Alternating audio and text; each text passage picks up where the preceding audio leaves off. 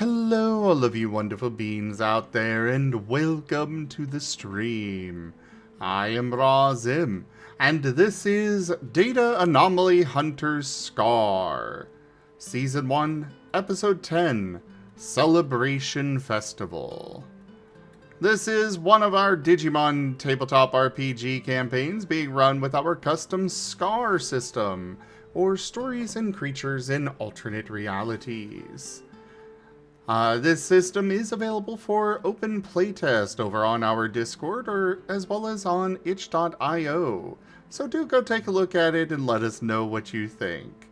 And of course, do remember we've got a new Digimon campaign starting on Saturday. So look forward to that, everybody.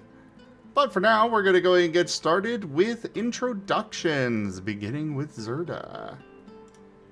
Hi, I'm Zoda, the Finnick Fox, also a few other species of animals sometimes as well, and I am playing the storyteller, and we're going to have a fun session today with celebrations. It's going to be terrible. It was the best of times, it was the worst of times. And some of us never left our room during the entire book. Hi, I'm Gimund, and I'm playing Arcus, the electric basic Harrismon. On to the Asher, who is totally good.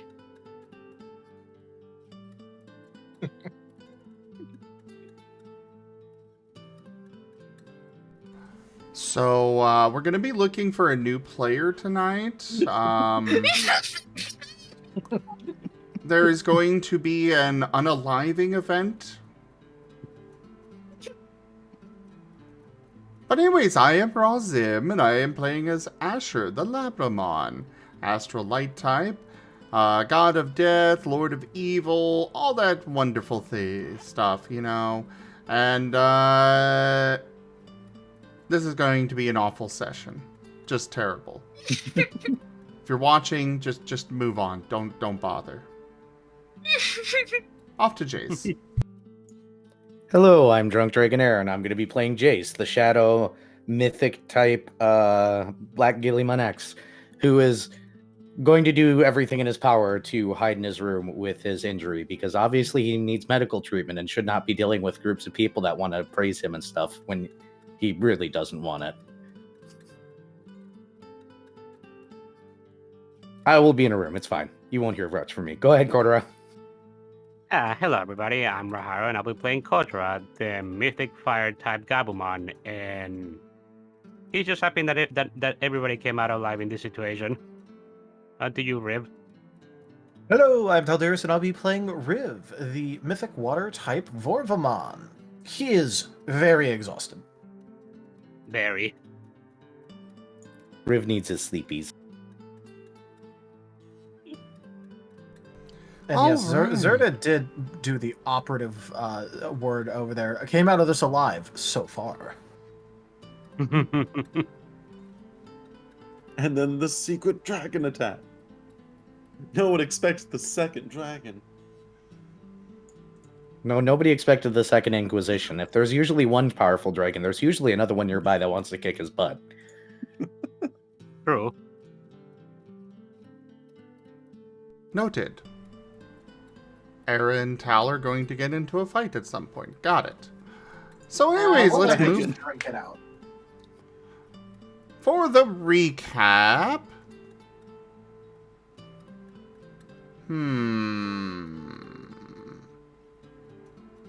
Arcus.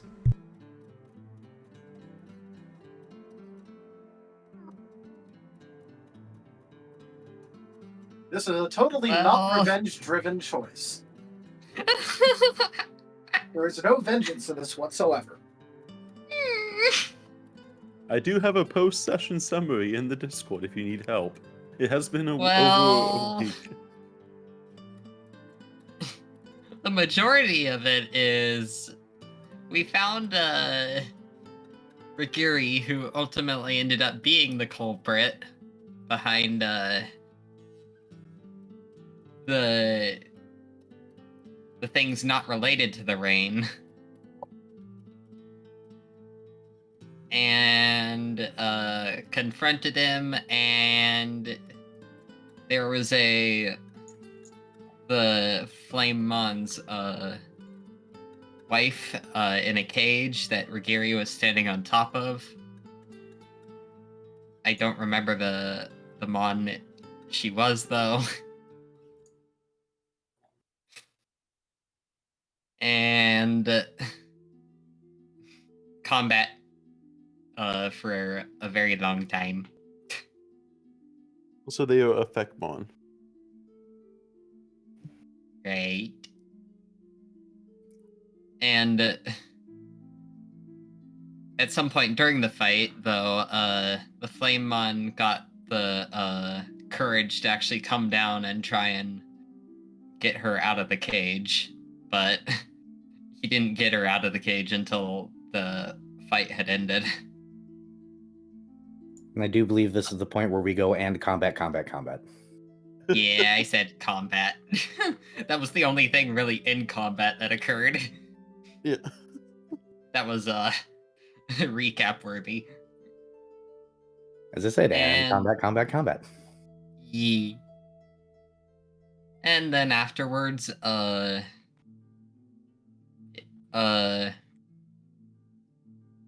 it basically ended up that being that the Flamemon was gonna have to come with us back to Kinzo for questioning and probably some other things for Execution. what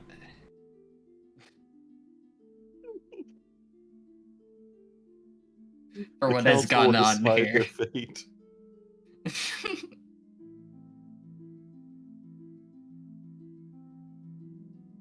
And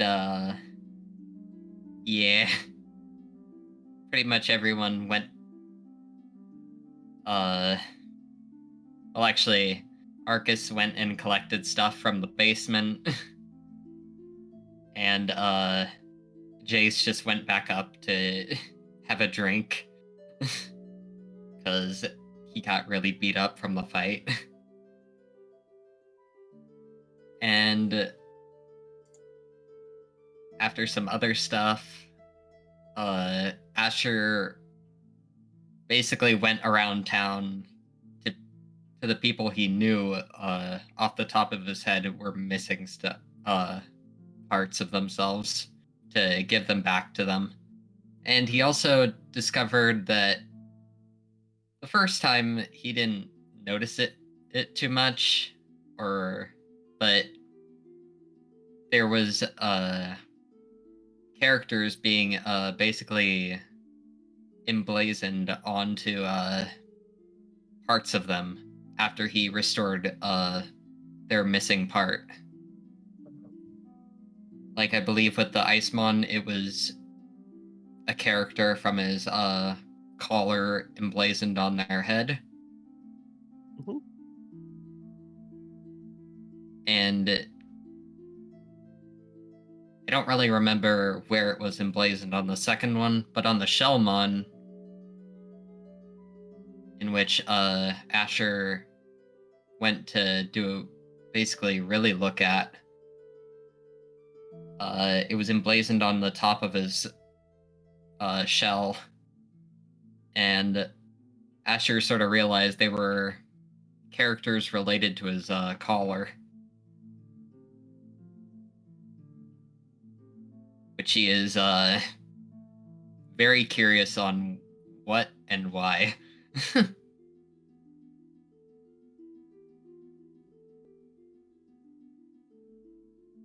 I believe it ended with Asher heading off to the Mushroommon's place to try and restore their limb, but receiving a strange message.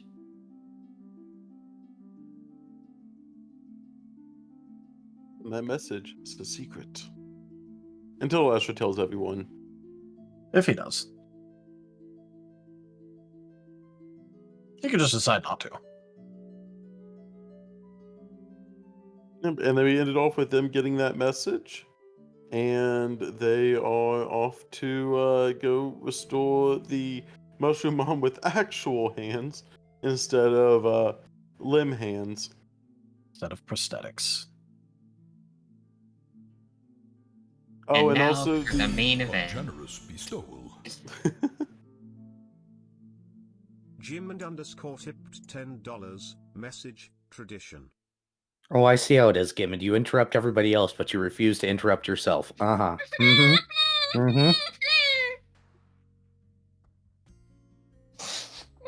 Also, you forgot where the Icemon is going to go around town and tell everyone that they need to have a festival in honor of Asher specifically. Oh right, and Asher is being told he's doing such a good job.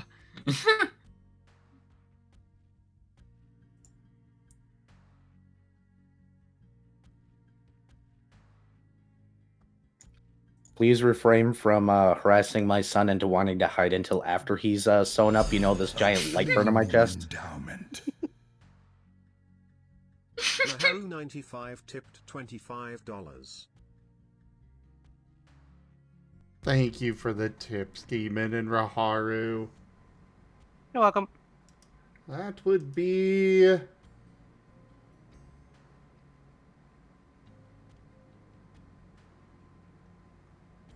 the first 3 tiers of the tip goal completed. Nice. On to the final.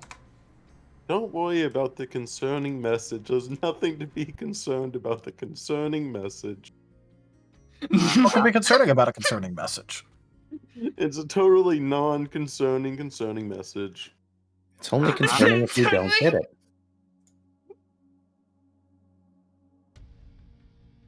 You don't need any concerning messages this session.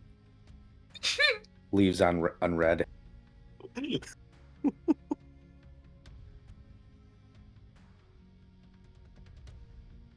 I mean... Asher might do that if he gets another one of those.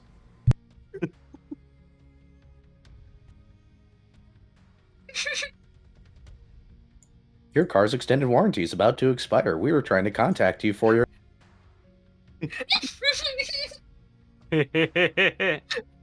You just cut off. I think that was the point. I do indeed believe that that was the point. But yes, if we have the donations fully out of the way, then we can follow up with... I'll let Asher get to the Mushroommon's house, and then I will describe what's going on in town after he kind of left town a little bit.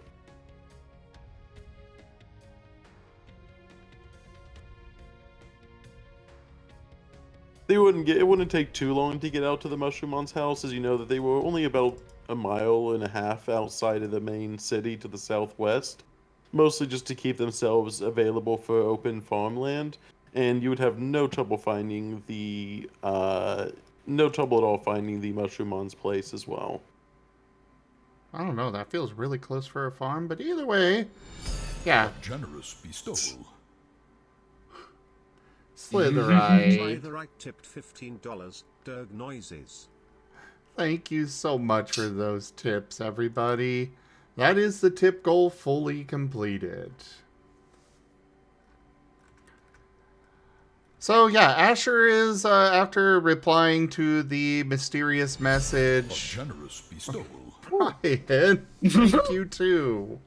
Brian Thwolf tipped $15. Gotta finish it off before sleep. Love y'all. Well, thank you so much for that tip as well, Brian. Now it's an extra concerning message. Indeed.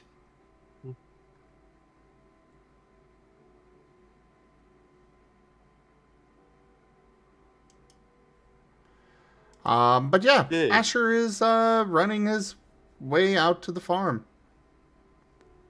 I think I actually no, I think I had it like set, because I remember it was about, I think 3 miles out of town. Now that I remember, it was about 3 miles out of town. I didn't have it down, but I did think it was about 3 miles. So it would take you, with zoomies, I would say it would take you probably like 40 minutes to 50 minutes out of town, unless you're going like 4 speed.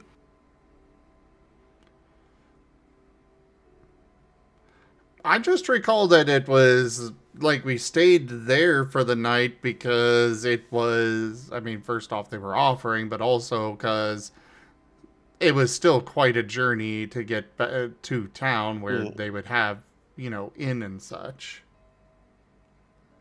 I'd say it's I'd say yeah, I'd say it's either 3 to 4 miles. I'll say comfortably 3 for now, just for story reasons. But I think it was 4. But yeah, either way, it's not too far from town, but it is at least a distance that you would have to go out of your way to travel. Well, either way, Asher is running there.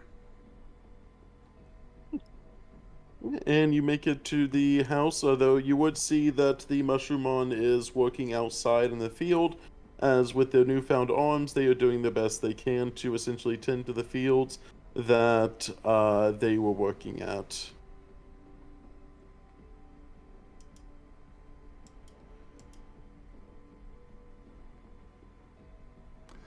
The Well, elder one does seem to be in the home, though. The elder one isn't outside in the fields, only the son is. Asher is going to do his best to approach unannounced and do the restoration and get out of there. Give me a subterfuge check. Though, by my understanding, it's also kind of the middle of the night as well. It is. It's getting closer to that very much afternoon, kind of nighttime-ish. Not dark enough to completely be invisible, but it is going to be a penalty to him to see you. Also, a small dog in a prairie, essentially. Oh, you. Asher really does not want to be seen. Well, I have to say, he definitely did not beat that with his 2. Granted, it's going to be impossible for him to hide, the guy's he's arms hiding his being returned, but Yeah. I don't think he's hiding his ring. I think he's just more like, okay, if I stay over here and crouch down, mostly can't be seen. I'll say, as he is kind of working the field, he's very much distracted by the field itself. You're able to kind of restore that, though as they're kind of looking over it, similar to how the Hookmon, they are more invested in their arms than they are anything.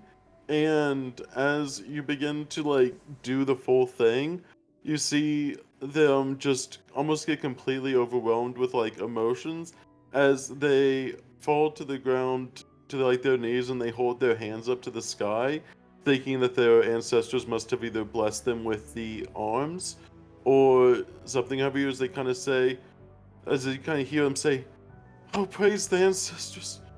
These wooden arms have now turned back to flesh." And you kind of see them as they hold their hands up in the air as if they are praying to the sky itself. You do see a... Actually, no, give me that defrag, refrag attack. I have realized a problem as well. His holy ring glows golden when he does this. I literally said I don't think he's hiding his ring, but I think he might Yeah. crouch down behind things. Yeah. Give me that, let's see here. Let's see how... Ooh. Oof. Ooh. Perfectly average. You don't see any of the, like, bands around the arms that you saw in some of the others.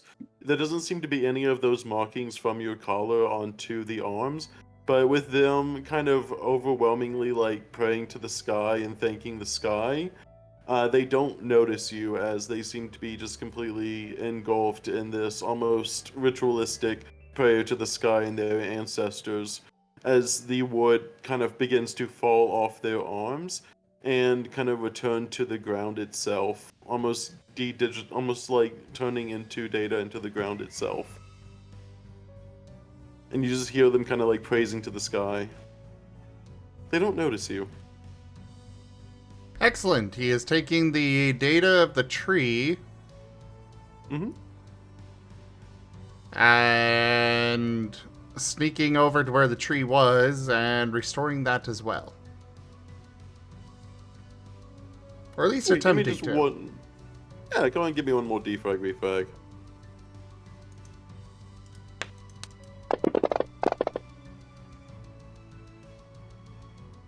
The duality of times. Is Still a three? 3. I'll say you'd be able to return. The data was very much condensed whenever you put it into the arms to begin with. But as you approached the tree, you could tell the tree was very much almost fading and very close to essentially beginning to rot. But because it was such a large tree, it didn't completely fall over yet or keel over. But as you begin to restore the data of the tree, you do see almost like a ring around the tree. There just seems to be a small, almost carving into the tree, similar to some of the symbols that you've seen before. And it's almost like how you would etch like a lover's name into a tree. It's just a ring around the tree that has those symbols on it.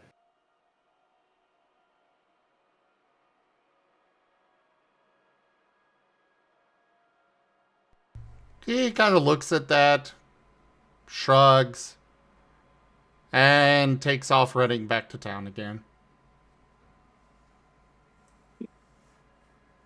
Meanwhile, in town, the Icemon is going and gathering people for a festival.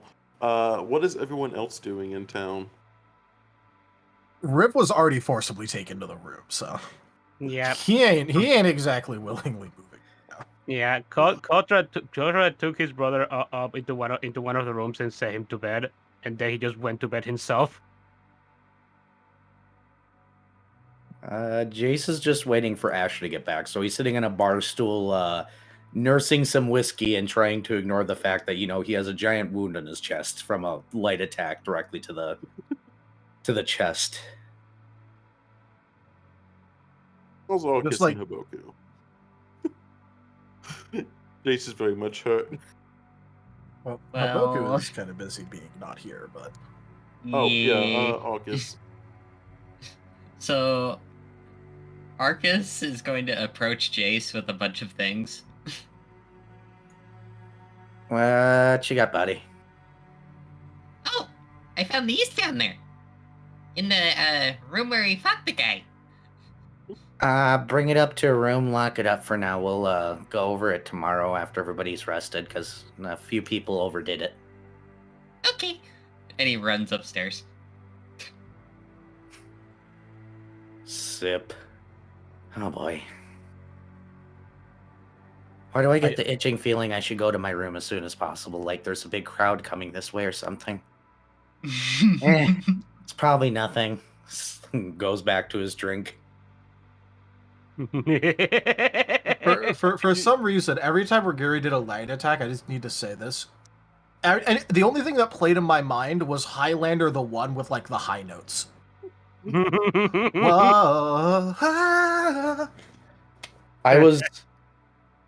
I just kept on imagining his flash going off and then Jace screaming because those flashes from old cameras kind of yeah. That's kind of what it was. It just kind of like a flashbang to the face. Oh good, so he's got like the nastiest sunburn across one side of his body he's ever had. And maybe All that PTSD. UVB. Maybe a little bit of PSDT to cameras now. But Oh, he has plenty of PTSD to go around. He doesn't need to worry about cameras. He's seen worse. And I will say the Effectmon is giving you basically anything you could want inside the bar. There is no, like I said, you have essentially saved their bar. They did ask actually if they could open the bar or if you guys wanted the bar to yourself for now. Mostly she wants to let everyone know that she's safe.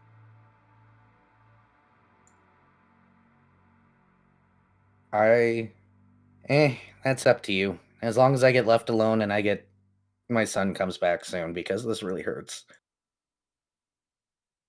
Certainly. Let me go and open on up this bar. I want everyone to see what's going on in here. And then she'll see her go over to the door. She'll take off the sign that was posted out front, and she opens up the doors fully, even props the doors open, as it's still a sunny day outside. And she keeps the doors propped open for anyone to see, and Wait, it's still she'll go day back and outside? tend to you first. It is not very much. She's propping the doors open, but it is not very much day. It is about what would be equivalent to about 6 p.m. here. Yeah. I think this is happening while you're busy running around. Yeah. Oh, okay. This is Because we Yeah. rewind it a little bit. Yeah, because you're doing your stuff and you've done all that, and she's kind of getting all that opened up. After she opens up the doors, you will see a few kind of curious patrons come in every now and then, as they did officially have rooms here and were kind of kicked out. I see a few of them kind of go in and out, but every single time any of them sees the effectmon, you do hear a few like loud gasps that happen, and there was basically all kinds of chatter. You see even one person kind of leave the bar itself after seeing them, and they seemed very excited. So they seem like they're probably going to go telling people. But she is tending to you first and foremost, as you did save their life, and she's giving you full priority to anything you want. Look, as long as there's bread and his cup is full of whiskey, he's just chill. I don't know if you've ever had light burns before, but ow. And with that, I would say, Asher, you would make your way kind of back into town, as you would hear some sort of music coming from the town as you begin to make your way into it.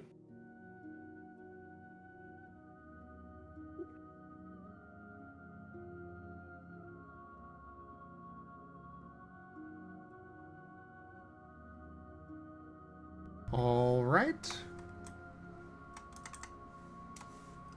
Mostly as you step... Are you trying to hide? He was Why I think trying very much to the opposite sneak word there. in, but he is so tired, panting heavily, kind of just definitely not running anymore, but doing his best to move as fast as he can anyways. He's kind of been running for a couple of hours now.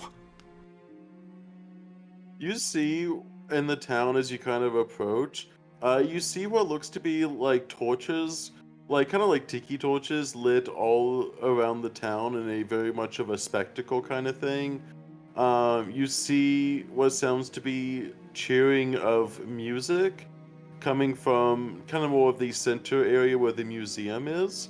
And you hear what sounds to be various songs being played, and everyone from the town seems to have gathered outside nearby the Museum of Guardians, and they all seem to be almost singing. A few of them seem to be dancing a little bit, and there seems to be almost a very festival kind of vibe going on in the town.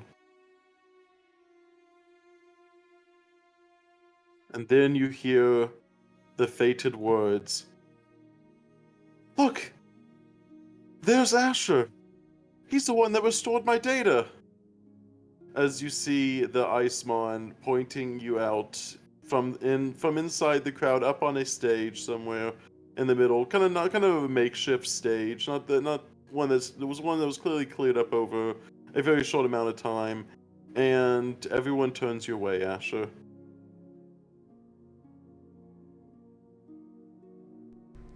There's just a whimper. Look, the crowd of adoring fans just for Asher. Indeed. You do hear, luckily from the Icemon themselves, you do hear say, "It's okay, we don't want to overwhelm them, they've already done enough for our town, but we just wanted to let you know how much our town thanks you. And this festival's in your honor, all of your honors." He's just Thank you for- waving a paw while limping back to the inn as fast as possible. He just says, "Go rest up now. You're the heroes of the town, and we're really thankful for you. We even have a few gifts for you whenever you guys are feeling a little bit more up for it."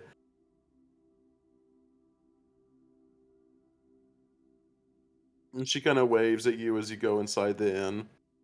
Jace, you would start hearing, like, especially as you would kind of hear over the course of an hour or so, you would hear like the music and shuffling outside, and you would just hear a lot of talk around town. Eventually that music would start up, and you would also hear the music itself. It's about an hour since the music started before Asher shows up. Jace has this look on his face, and he's just going to turn around and be like, well, I assume the town knows. Asher, without saying anything, partially because he is still panting heavily, just goes over, chomps on Jace's tail, and drags him towards one of the tables. You could have. No, okay. Okay.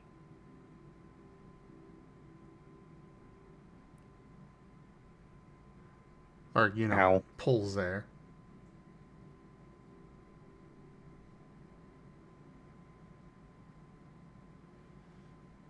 Oh, right. He also, he gestures for you to get up on the table. Wouldn't this be better in a room where I can lay in a bed, buddy? Yeah, I guess you're right. And he heads for the stairs, very slowly taking them up. Jace just sighs and picks up Asher while he walks. Ow. And then starts going up the stairs. Ow. Ow. Ow. Ow. I put something that I think has the energy of how Asher was moving in DAH.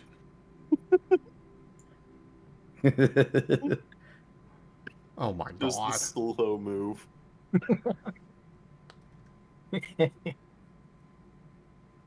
She looks like she's in so much pain. Which is why I used it. I mean, How was it? he just ran so many miles. He's in pain. He is tired. Yeah, there's a reason I used that one. It was the perfect one. Just bring Asher up to the room, set him in a bed, lay wherever's close, because I don't care. And Asher's getting to work.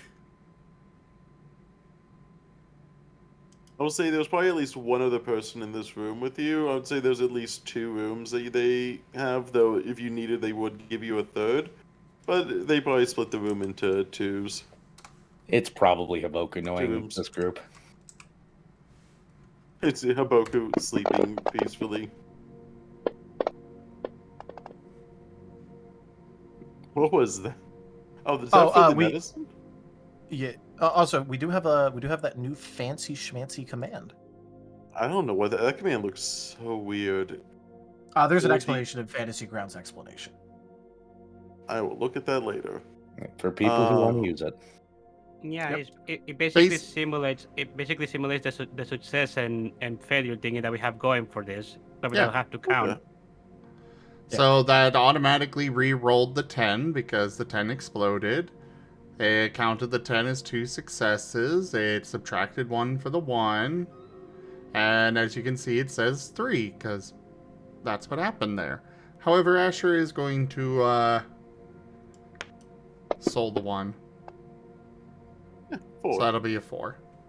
And that's his medicine on Jace. Is your medicine considered a light attack? It won't matter for this immediate one, but is the No, this is a medicine check. skill. This is a not legitimate medical treatment. Okay. Which I kind of need because I've got a wooden status. Yeah. You'll have to excuse me and remind me what the medicine roll specifically does, like in terms of the amount of HP it gives back. So it does not actually give HP back, but when you do get a wounded status, it does need treatment. It is a bit up to the storyteller on what is enough. We'll probably give guidelines, like I'm thinking having treatment of, I would say equal to the lost max HP. Okay. Basically, however negative you went. Yeah. Well, I'm meaning like, it takes away 25%, so, if I got 2 successes, it would probably cause it to clear up after a full rest, after the treatment. Yeah. We'll workshop it later, but right now it's kind of ambiguous.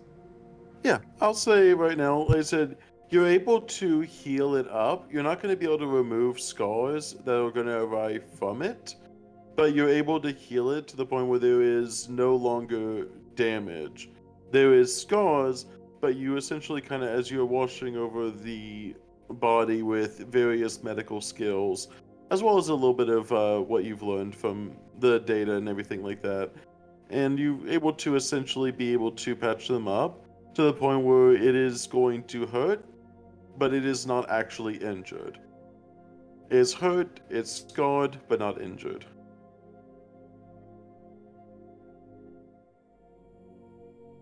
As for how many HP points you get back, It does not actually restore HP. yeah, I didn't think so. Yeah, so that's just going to be the...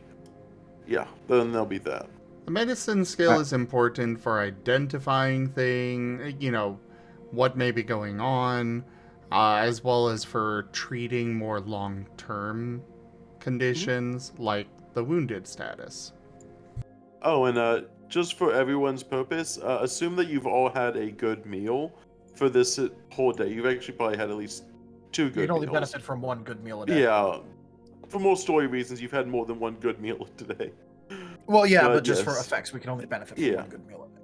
So I would just say definitely assume that you have had a good meal as you are in a town and they are going to treat you with the best possible way. Well, good, because I kind of gave Asher an extra exhaustion for all the running. Oh, what exhaustion is Asher at? With all of that, it would be at 3, but that would mean that the full rest plus good meal would clear it up. Oh, yeah, cool. Yeah, no, Rib's at 8. Oof. He is exhausted. Yeah, Honestly, what it is with I'm me at- and all of my characters constantly going to exhaustion. It's not like I do this on purpose, right, guys? I'm at 3 exhaustion. We make sure roll your healing, of course, guys.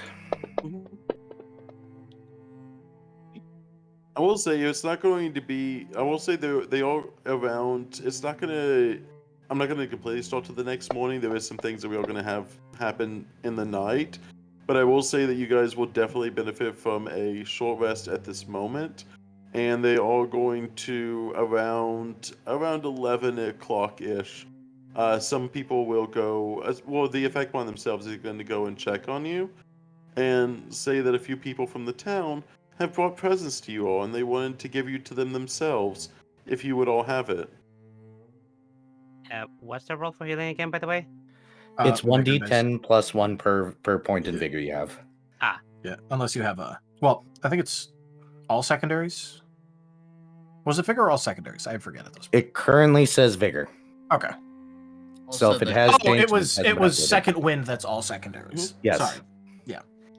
Also, the good meal itself is heals for 1d10 plus number of successes from cook.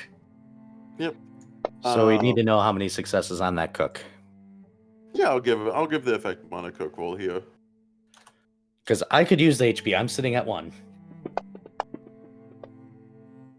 That is 1, 2. Oh wow, god dang. They rolled a 9, 8, 7, 7, 6, 9, 9. Nice. They are 6 successes out of 7 dice. Nice. So I think it's safe to say everyone's getting back to full. Yee. Yay, I'm no longer at 1 HP and wounded and dying, basically. Hooray.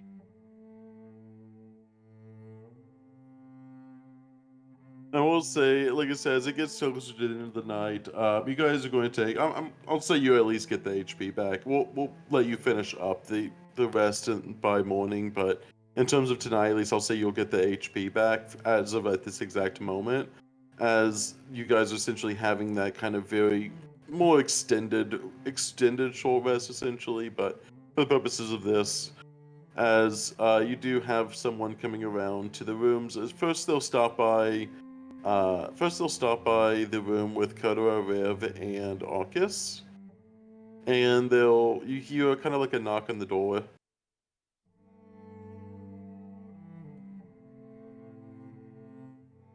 Should I even bother Yeah. rolling to see if Rib could wake up right now? You can certainly try. You know what? Sure, I'll make a vigor, instinct, and let's say integrity. Yeah, that sounds good. No. Just the one. I'm gonna say that's a no. Just the insulting of one. This is what I was hoping would happen, honestly. This is objectively funny. Just the one. Okay. Arcus and Kotora, you guys would probably hear the knocking. Arcus didn't get beat up too much, so aside from being a little bit more curious about their things, I'd say you'd probably be able to hear it pretty fine. Arcus has just been looking over the various things and then hearing that. Oh! And goes over to the door. Hello? You see the effect one standing there, and she says, "Hi, I know you guys are probably tired, but the festival in the town is still going strong, but a few people finally came in from the rest of the town, and there were some people that wanted to see you guys from the town, and they wanted to give you some gifts. They wanted to thank you personally if you would have them."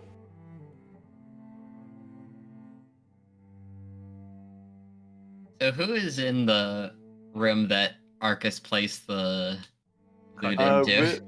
Riv and Kotora and you are in a room. Hey, Kotora. Kotora yawns and rubs the back of his head as he wakes up.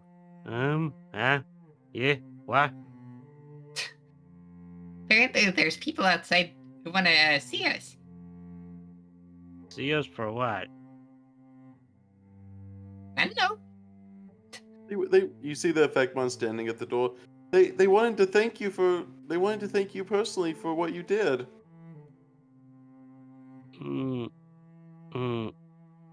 Oh. Ah, yes, I see. Give me a moment. Kotora is just... He gets out of the bed and begins stretching. Just stretching to wake himself up, and then he pats the side of his muscle. I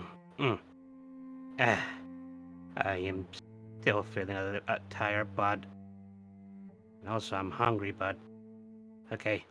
Kotora is gonna approach Rib and just begin trying to shake him. It is only 11 p.m. from what I understand. It is. It's about 11. Oh, wait. So it's still the middle of the night? Yeah. Oh, sorry. Midnight hasn't happened yet. Okay. Yeah, this is like, Okay. Well, I think Kotora would still do this just because he was probably like sleeping right there, and he was just suddenly woken up. Rib is too busy being Eep right now, I think, with that -1. Yeah. Okay, but instead of approaching Rib, Kotora would just look at Rib and just say, okay, no, Rib is not going to be waking up right now. I can tell how exhausted he is. That's okay. I made sure to keep the crowds kind of small down there. I didn't want to overwhelm you. We've had a few, I wouldn't say celebrities in town, but we've learned enough not to try overwhelming certain people. We try to, with being a tourist town, we try to respect that at least, but there were some people that really wanted to see you guys. You'll have to take the gift to Viv. I'm sure he can present it to both of you guys. And this cannot wait until the morning so he can give it to us himself. Guys says, well, one of them is this old mushroom guy. I think he's from one of the farms. He just wanted to make sure he caught you guys before you went out. And there's this other lady. I haven't seen her too much. She kind of is really old with a cane. Oh, the mushroom man, and maybe that's the Digimon. What was her name again?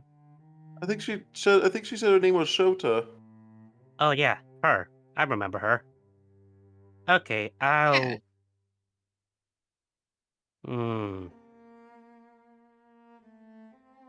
It should be fine to live right here for a moment just to see the people. But it won't be long though. I know, we'll let you get back to your sleeping soon. They just wanted to give you the gifts personally. I have a different group. Well, there was a few people that wanted to see the other three, but I didn't want to overwhelm all of you at once, so I had them kind of separate a little bit. Yeah, I can understand that. Most of us are pretty tired. Yeah, I'll go. Come, take me to where they are. Yeah, they're just downstairs, sitting at one of the tables downstairs. Mm-hmm. Just kind of gestures over. Kotora heads there. Arcus, are you following too? Yep. And see, as you go down the stairs, you see the Babamon and the elder of the Mushroomon that seems to be sitting at a table by themselves, as they seem to be kind of talking with each other, almost as if they're old friends. You kind of tell as you kind of listen to them, they almost seem to be just kind of laughing and to each other. You can tell there definitely does seem to be a friendship between the elderly Mushroomon and this old Babamon. Kotora is heading towards them too, and just waits when he gets near them. Hello. You see a very broad smile come across the Mushroommon's face as they just say, I see you've managed to find your way and get all of this town stuff settled in, I'd almost say, a record time. Very, very impressed with you guys. It's an honor to be able to have hosted you at my house for that night. Come, sit. I wanted to give you something. Kotora goes ahead and sits next to them. I'm just glad we were able to help. Here, I wanted to give you something from my farm. My son came praising of the elders and talking about how they gave him back his arms. I just figured if he kind of looks a little bit off to the side. I'm guessing you guys didn't want to be recognized for too much attention to yourselves, so I let him believe that, but I wanted to at least give you a gift. I know it was from you guys. I'll tell my son after you guys leave town. I don't want you guys to get overwhelmed too much, especially for just an old lad and their son out there in the fields. Oh, he got his arms back already. Okay, that was actually like the Asher. He went You gotta, when we ended up defeating the villain. He was the one that was able to get the data from him. That's so sweet of that young pup. I'm so glad to see the young people taking an interest in helping others, especially in times like these. And you see the Baumam kind of nodding along to everything. They said, here, enough chatter from an old man. Here, and then they see him pull out a bag that they've kind of had sitting next to them. I want you to have this for your journeys. I usually gave it to my son whenever he's going on traveling to the city for, well, business, but I think it's more important that you have it here. And he'll hand you a sack, and you kind of see him untying one of the like ties on the top, and then as the cloth begins to spread open, you see a few things. I could tell whenever you guys were staying over, you and I think was that your brother or something with the I think you mentioned something about your brother? My brother is the Riv? barber. My brother is the barberman. Yes, Riv. Yeah. I think you guys seem to be butting heads when it comes to temperature, so I got something that might be a little bit nicer for the both of you guys. And he kind of pulls out this right here, and he pulls out a few things. He pulls out two different mugs. He pulls out a multi-slotted lunchbox, kind of like a bento box style box, and he also pulls out a what looks to be a cooking pot. He says, "These things are to help with travel. This mug and this lunchbox here will keep anything inside of it hot. And as long as you," and he kind of pushes it over, see the box is cool to the touch, but anything inside of it, and you see him opening it up, and it seems to have like a fully pre-prepared lunch ready for you guys to have. It keeps all the food inside hot without even needing any extra sauces or any extra trouble. And this mug over here, one of these mugs keeps things always cool and the other keeps things always hot. It's a way I managed to give my son food on the way whenever he's going to town, but I'll find something new for the lad. Maybe I'll teach him how to start campfires on the side of the road. Is I'm recapping this sort of character. Is one mug that is always cold, one mug that is always hot, a bento box that keeps things warm, and what does the And the cooking pot do? and the cooking pot keeps everything cool. Ah. Oh. We have received word from Ido. He is home and will be joining shortly. Ah, Perfect. wonderful. Oh. Oh, yes. Oh. Oh, this Yes. is actually wonderful. Thank you. I think Rib will appreciate this. He sometimes just needed to get used to just eating things cold because he just ends up freezing them up whenever he has them. He might be able to enjoy a hot meal now whenever he travels. And I figured with you, with me trying to make everything hot, I figured you don't want to boil everything in your life, so this cooking pot will help keep things cool, especially I if you're traveling for long journeys. I do have trouble when it comes to making cool meals. Yes, this is. Oh, thank you. I appreciate this a lot. These will keep you well on the journey. Now, enough talk about the old man's old treasures from their adventuring days. My friend Shota here is a very, very old friend of mine. You kind of see them almost the Balmon just seems to kind of nodding along a little bit. You can't even tell if their eyes are fully open. They just kind of have like that little slit of the eyes, but they seem to be smiling. And I think she had something to give over to the young lad over there, as he points over at Arcus. And she just kind of hears say, "That be true. Come here, little one." Huh? Okay. Kotora, make Hmm? an insight check. Insight. Oh, one moment.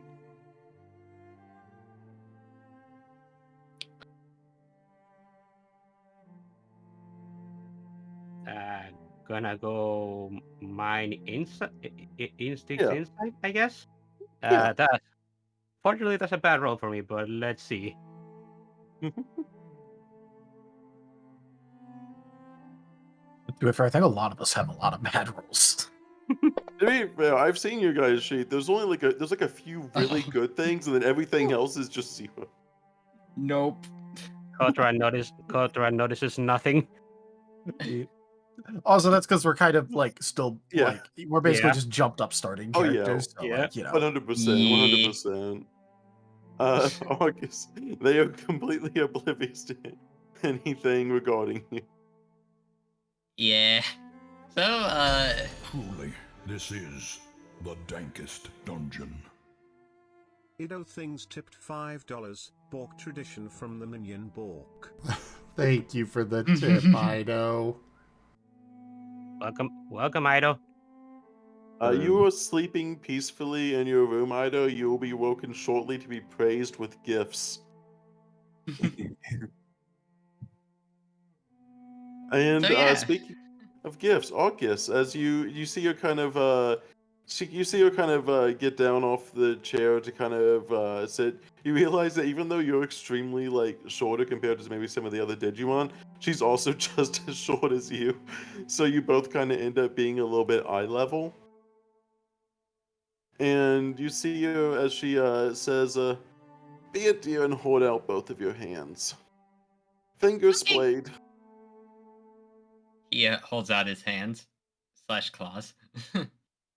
You see her as she reaches into her pocket and she pulls out what you can see to be essentially two bracelets. One of the bracelets seems to be a almost brilliant orange color, and the other bracelet seems to be almost a glacial blue color.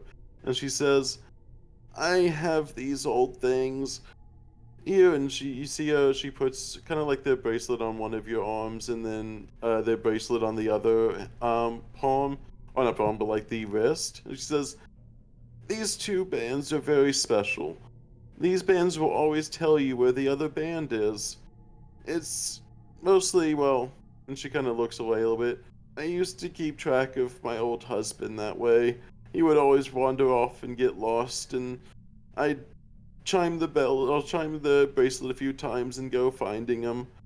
All you have to do is just tap," and you kind of see her with her cane. She kind of taps one of the bracelets, and it'll start humming, and you'll, it's hard to explain, but you'll know where the other one is, and you can find them in case you ever get separated from someone important to you.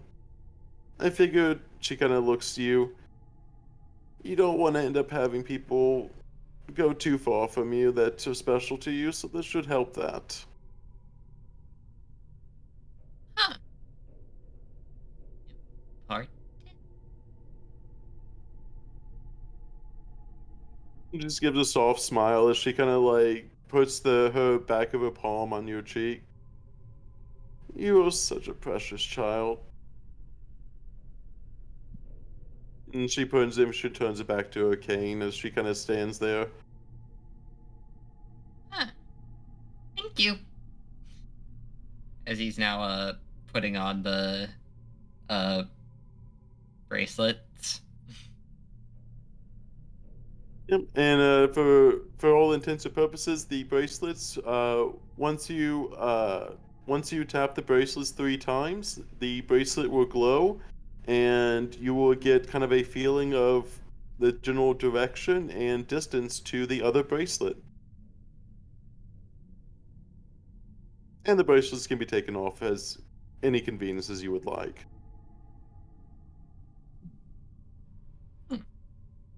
Your destination isn't exactly 0.0 miles. Make a left turn. Make a U-turn. Make a left turn. Make a U-turn. Destination. Die. Your With that, destination no longer exists. Please try again later. And with that, she hops back up on the table and enjoys the company of everyone else.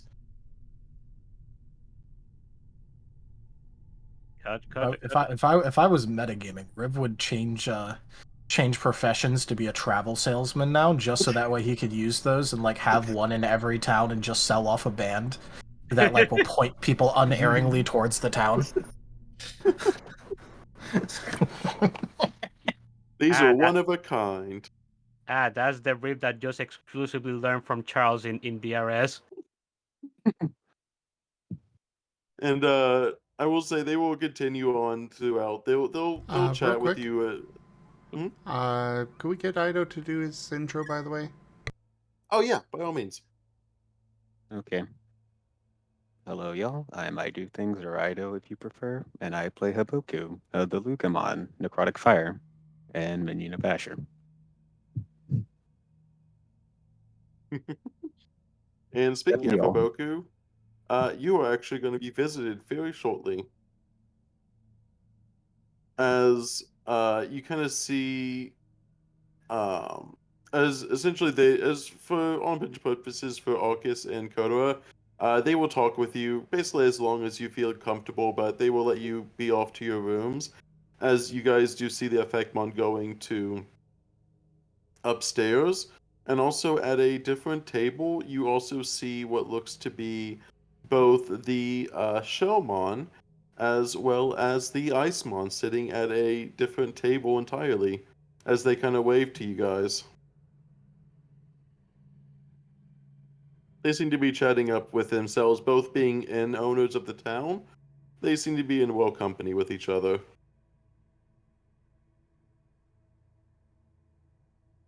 The Effectmon will go up and knock on the door that Haboku, Asher, and Jace are at. Guess I'm rolling a vigor to see if I even wake up.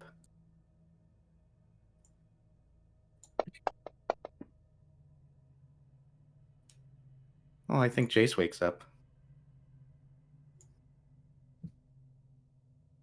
Ash, are you staying asleep, I'm assuming?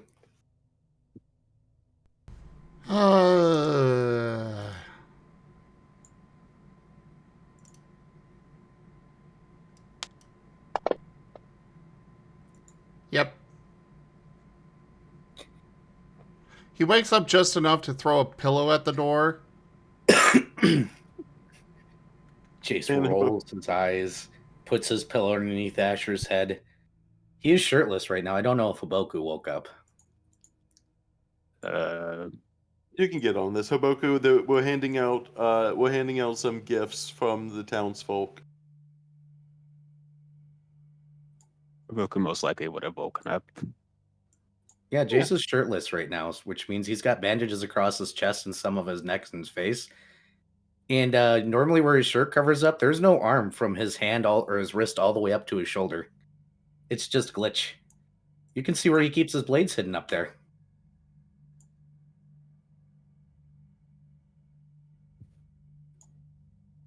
There's Oh, no. just silent and a very silent stare from Haboku.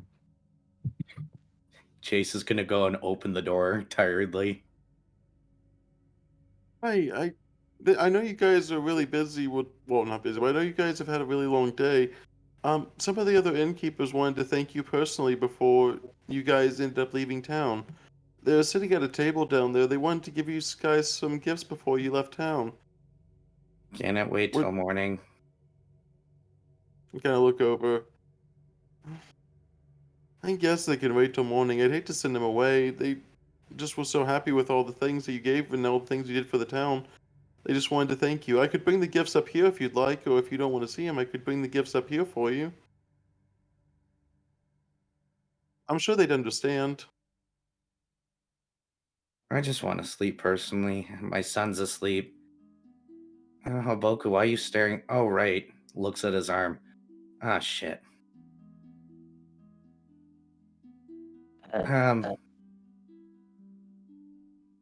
Haboku looks like he's struggling to speak again. And he has Alright. a similar stare that he had when he had stayed up that one night. I don't know if me and Asher really need gifts, but sure, I guess if it'll appease them. I'm tired. We're tired. Certainly, I'll bring them up right away. They just want to catch you. We don't know how long you're going to be in town, so they don't want to end up you leaving town without them being able to at least express their thanks to you guys. Thanks Yeah, aren't give me really just 1 needed, you know, second. right? You can tell Yes, them that they don't need to. She kind of laughs. If you want that, you'd have to be the one to tell them. They wouldn't take that answer from me in a second. I've just come back from the dead according to their eyes, and they wouldn't take that from me. 0 to 10, don't recommend. She'll say, Haboku, do you want to go visit them? You can bring up the gifts for the rest of them, so we don't end up intruding on them again.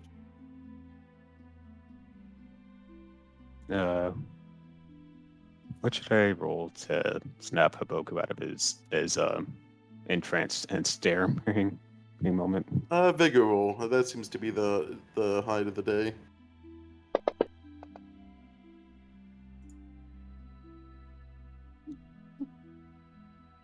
That is still technically a success. Haboku will blink, think, and shake his head momentarily before looking back at Jace. Jace, are you okay? It's been gone for a while, buddy. It's been like 20 years now. It's fine. I forget that people still get shocked by it. Asher's seen it. I guess you guys haven't yet. I'll put my shirt on. It'll be less disturbing. Ow. Goes to put on his shirt.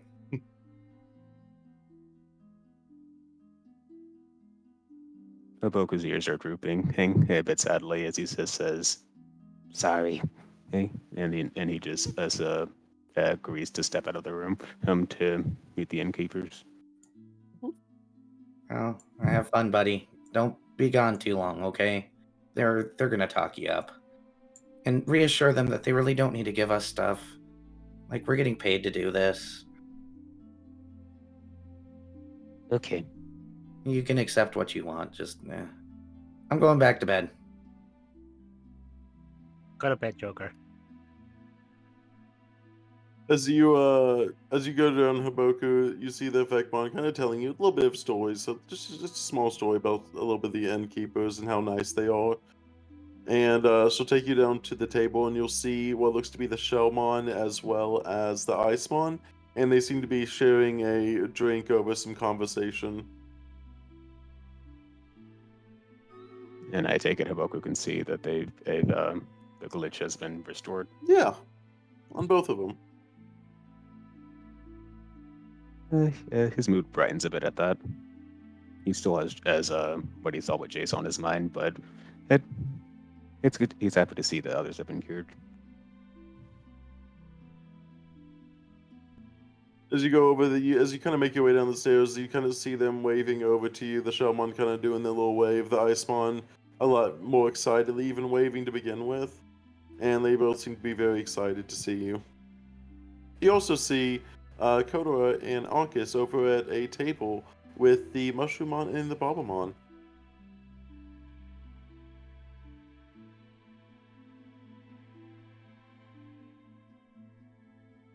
Well, Haboku will let himself be guided to whoever needs to be speaking to. He'll probably wave at Arcus and Kotora. Kotora would wave back at him. As you make your way to the table, you Haboku. see... Oh, go ahead, Arcus. Oh, hi, Haboku. Hi. You see the Icemon kind of almost leaping out of their chair to kind of see you, and they say, "Oh, I'm so glad you're well. Oh, you poor darlings, you must have been hurt so much doing that.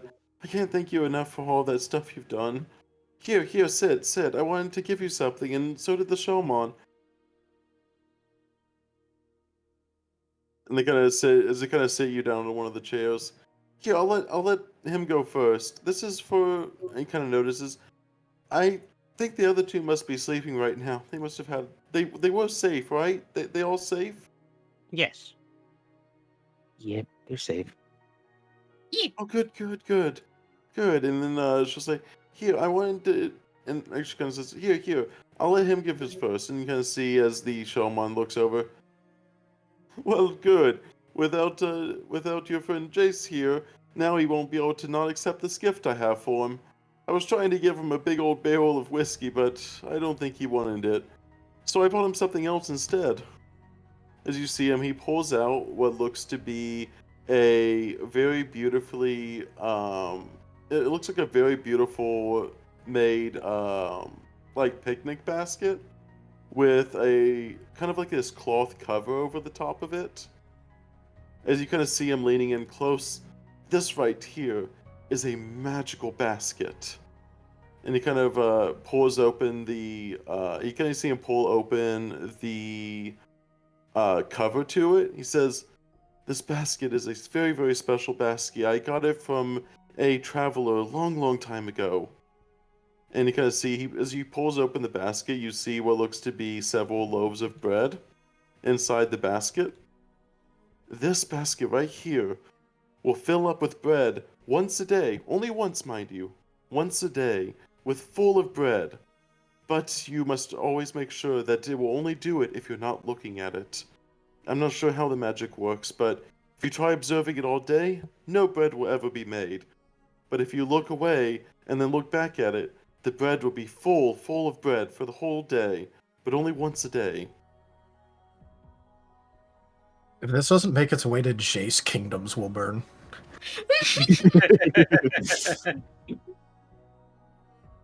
I've never been able to figure out this basket. I've watched it for an entire day, and then nothing happens. But then I look away at the end of the day, and boom, 4 loaves of bread right there inside the basket. And then after 24 hours, the loaves of bread are gone, and then I have to wait for it to fill up with bread again. So you can eat to your heart's content. So I have a very important question about this basket. What Yes. happens if you eat the basket? Does the bread now appear in your stomach directly? Oh no.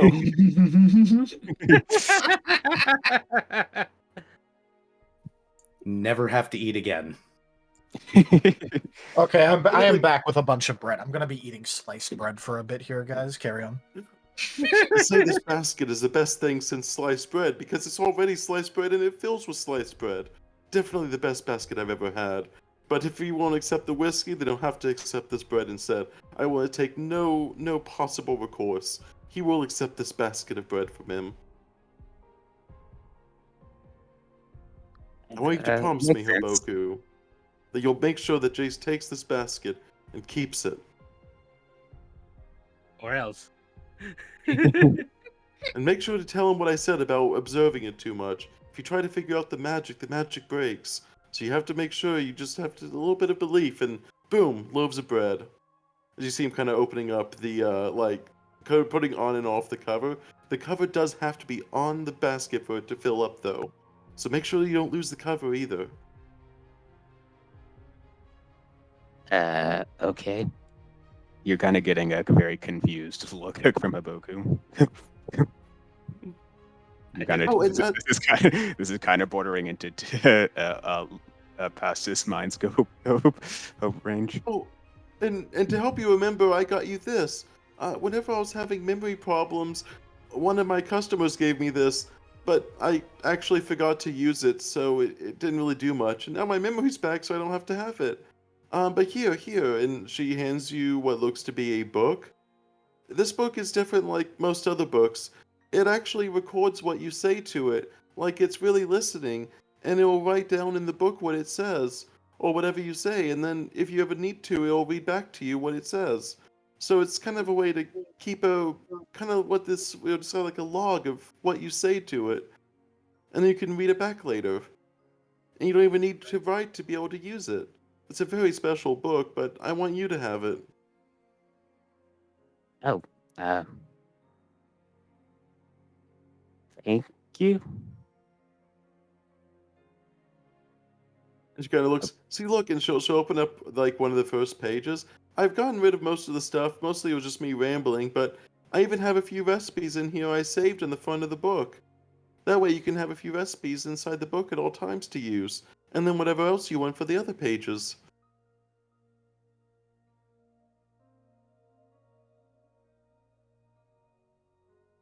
Haboku will stare at it carefully. And just as a test, as he'll say Peak's Refuge out loud. As you do, you see the words being written into the book as if you were writing them yourself. It is a very legible ink. And then you just tap on here, and you see her tap her hand to the words, and you hear the book read out, Peak's Refuge. Oh, that is very nice. Thank you. Yeah, Really, you'll be able to record your memories and all of your adventures and your stories. And maybe you can even use this book to write, or to, well, say your own story one day. It's a kind of like a journal log.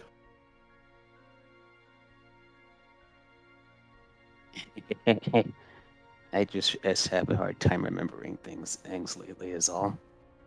But really, you didn't have to do all this. We just wanted to help. Now you sound like Jace talking, my boy. I will make sure here, and then you kind of see the Showmon push here, and I'll put he puts the book on top of the basket. Go give those things to Jace. I'm sure he's gonna love this basket. I'm sure he'll love it. Well, if it will make you all happy. But I feel happy enough knowing you're all okay. And we'll be happy knowing you're well fed on your journeys and being able to record it. Maybe you can come back one day and share with us your book so you can see and so we can hear all the things that you did on your journey. It would be a very great pleasure for us both. As innkeepers, stories are kind of our profession.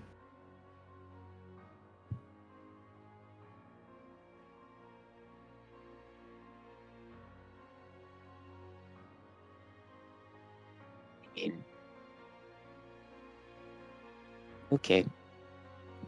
Out of character, if they were to look at this book later and with Haboku's current mindset, it'd just be a bunch of random words. The book is Chickadoodle. for you. Frederick. Apple cider. Last Wednesday. And with that, all of these gifts have been doled out properly. And outside of general chatter, as innkeepers, they would recognize that you're more than enough to need your sleep. And they say you're more than free to stop by on your way out, but they're just satisfied knowing that you guys are safe and are able to help the town. And they'll do their best to help rebuild the town in your absence.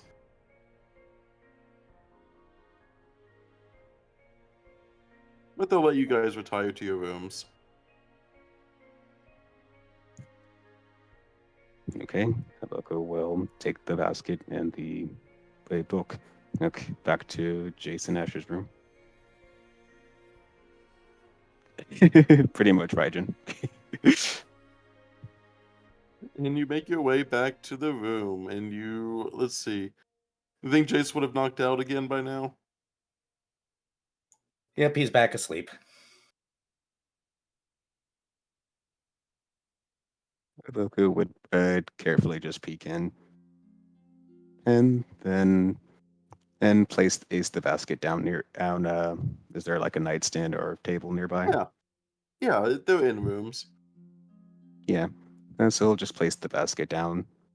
He'll take another long look at Jace again, and gently a scratch under his head where his GG core would have been, and the slowly haunted expression and returning towards his face is before he tries to curl up a bit closer to Jace this time, and try to get some rest. Adorable. Ah, so we got 3 in the bed. Jace got in the bed alone. Asher got up afterwards and got into bed with Jace. Then Haboku comes and gets into bed with Jace. The amount of puppy children grows. Indeed. This is a 3-bed room, guys. There's 3 beds here.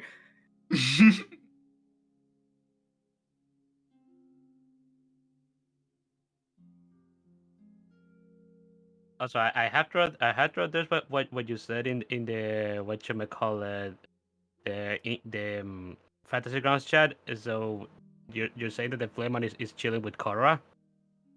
Yeah, I was just say the Flamon just chilling in Koto's room, kind of in a chair in the corner. Okay. They Oh, don't yeah, want to they're- give any pretense that you're like trying to. They don't want to give any pretense that they're trying to escape, so they're just sitting silently, like Asher told them. I legitimately didn't expect them to run at this point, so if they run now, it's their own fault what we do Yeah. to them. Yep. They're just chilling in the room. Asher will not be merciful. That's why Yeah. they're in Koto's room. Yeah. Yeah, after just talking with the Baba Mom and the old Mushroom for a while, Kotra would just tell them, I do think I need to go now. It's kind of late for me, and I'm exhausted after what me and my group ended up doing.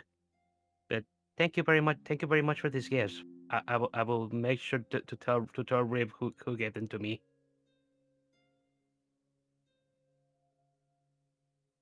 Thank you so much once again, my boy. Thank you so much, so much. As you see the mushroom, and they kind of see you kind of see the Balma kind of shake their head a little bit. I knew you guys would save the town, just like the old days. And she gives a small smile to you both. I knew the heroes would come back to town once again to save it. Hopefully, our town won't need saving again, but if you ever feel you can stop by sometime, it would be great pleasure to this old bones. I'm glad we were able to meet the expectations that the town needed. Hopefully, the town can heal now. No, there's still work to be done for you guys and ourselves. And with that, Kotora would leave and go back to his room. Hey, Arcus, you coming? Yeah, in a bit. Okay. Yeah, Kotora is taking the gifts with him and going back to his room. So, Shota? I need that to be true. You can see a warm smile on her face. What did you mean when you said my name was false? She kind of gives you a. She kind of looks at you up and down. She kind of you see her hold out her cane. She kind of pokes you in the chest a little bit, just playfully, and she says, "Well, sometimes we don't really know who we are inside, and sometimes it feels like those." She kind of thinks for a second. Sometimes we need to find ourselves, and we need to look deep to find that. Look deep inside yourself, child. Huh. Okay. Thanks for the bracelets. And Arcus, runs off to his room.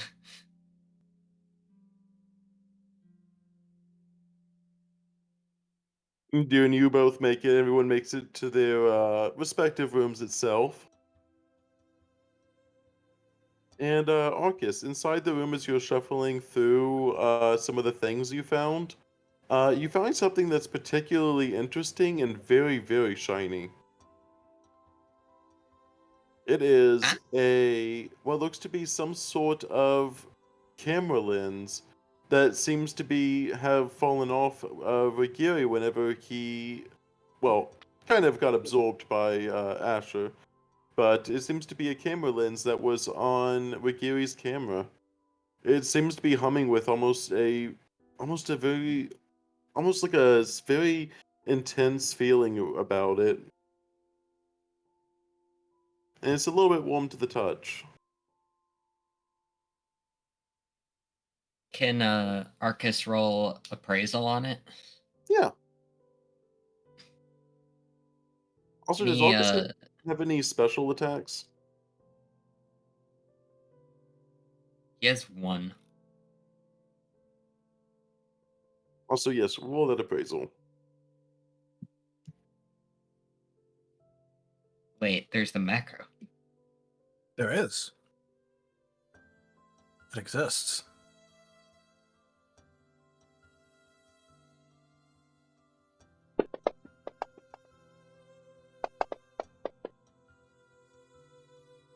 Nice. 3. And describe what your special attack looks like if you would like. So he still doesn't really know why he can fling ice at his opponent. He was trying to use an electric quill attack, but instead ice came out. Ooh.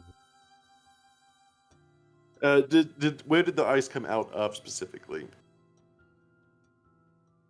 I would say his claws. Like he was trying to fling quills, but instead flung ice. I'll say as you're appraising it, you're kind of looking at it, you feel a sense of almost very light power coming from it. As you feel like it almost wants to be like a focal point as you kind of begin to focus some of your energy through the lens. You realize what would be your frigid, kind of almost like some ice that you kind of shoot out as you're kind of messing with the lens itself.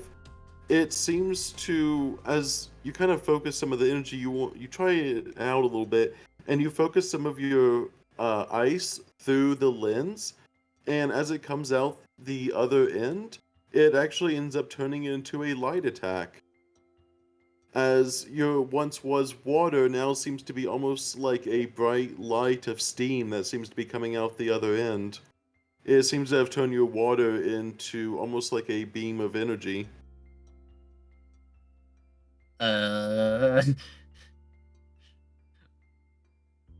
Well, first of all, Arcus is gonna examine to make sure he didn't damage anything.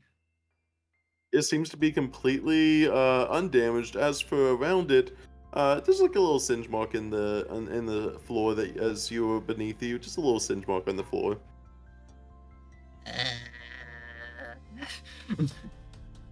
Okay, what was that? You see a bright light coming from your coming from Arcus, Kotora. Arcus, what was that? As Arcus slowly turns. I found something. All right, I guess I'm just gonna repost this in DA. I feel obligated to. Kotora, you see that he seems to be holding what looks to be a very decently sized lens. And as you see this lens, it seems to, as you kind of look at it a little bit, as you were a little bit closer, you kind of look at it and roll me an appraisal as well. Appraisal. Okay. Also, Serta. While while Kotora is doing that, can Arcus try and wipe up the singe mark? Yes. You try to wipe up the singe mark and trying to scuff it in. You're able to kind of hide it a little bit, but you try to make it look like it's blending in with the wood itself. Should I roll like a subterfuge or Go something? ahead. While Kotora is figuring out their appraisal check, you can go and do that. See how big of a mark you made.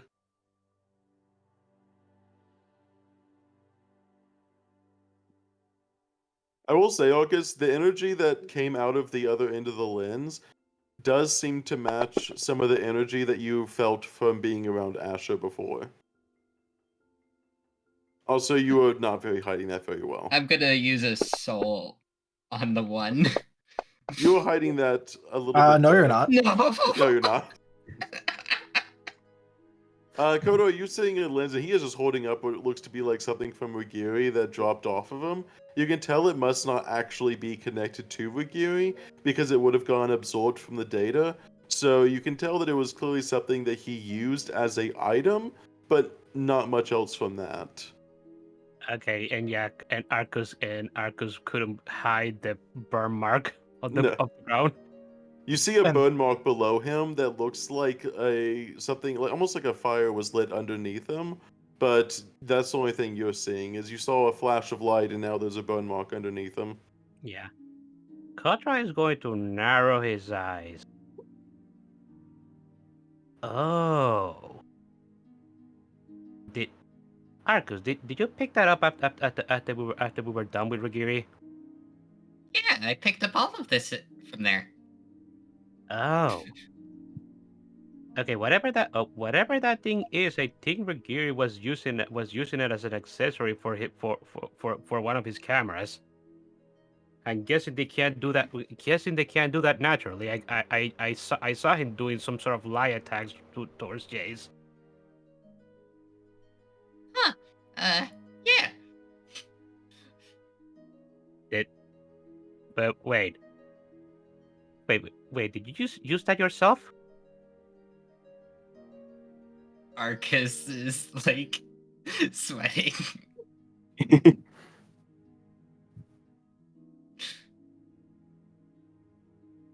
Hmm.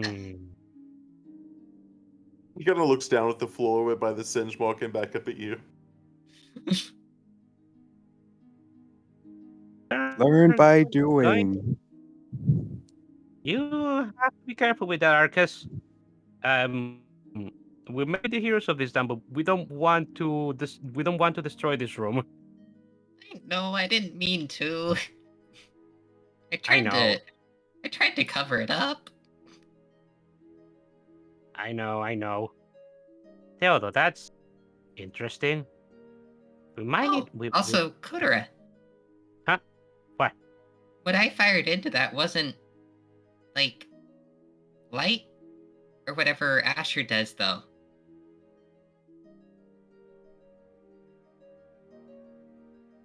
Say that again. Oh, what I accidentally did wasn't supposed to end up in like that though. Oh, Yeah, apparently this thing changes what you fire into it. Kotora rubs his chin. What do you fire into it? Fired some ice into it and it came out as like that light. Wait, ice? You can use ice? I don't really know why. I wanted to use electricity, but then ice came out.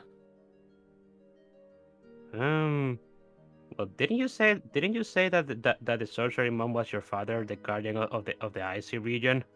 I mean Yeah. that could likely be the case. Why? Huh. That makes sense. Hmm. You know, when once Riv is feeling not completely exhausted, we might want to show that to him. He might be able to analyze whatever it is. Yeah. He's tired. Definitely. He's not that he will likely not wake up in the morning. I might have to try and shake him awake. Okay. Just let him rest, though. So you wanna hang on to this for now? Yeah, I'll take it. Arcus gives Kotora the lens. Kotra And puts it. But just for what this item is from a meta standpoint, it changes any special attack into a light attack, and if you already have a light attack, it will give an automatic success to the use of that light attack. Right now, no one actually does have a light attack as far as I know, but only one of you has potential to use a light attack in the future. But anyone can use it to transform any of their special attacks to a light attack. But it has to be it has to be used by the person themselves. I'm gonna call it the light conversion lens. Yeah, I like that name.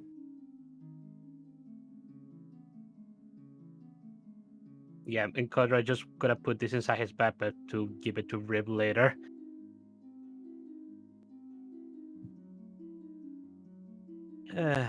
Okay. Time to sleep.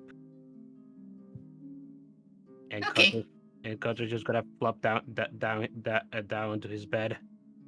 Good night, everyone. Oh, tomorrow we're going back to what was the main town called again? Kenso. Kenzo. Yeah, Yeah, Kenzo. Kenso. I Tomorrow. will Tomorrow. say. Mhm. Also, I will say the room is incredibly colder than it usually is. Oh. Oh. Huh. This is like home.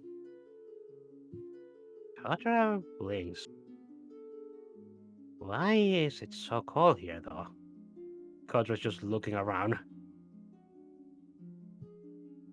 As you kind of make your way back to the room, and as you're kind of now sitting in now that kind of like a little bit of the excitement of the room is out, you as you're kind of like feeling out the room, it seems like there was like some sort of cooler that was placed in your room where you were going. Like your room is objectively cooler than it was whenever you left. Kotra blinks.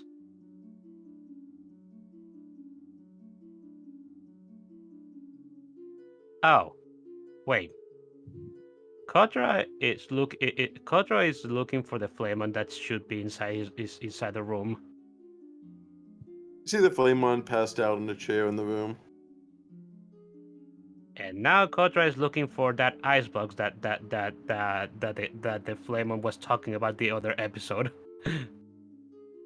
As you're looking around the room, you kind of notice it almost looks like you kind of see as you're looking around, you see Riv almost seems to be like almost seems to be almost like a sheet of almost like condensation coming from their bed a little bit. It's like night sweats, but instead of hot, it seems to be cool.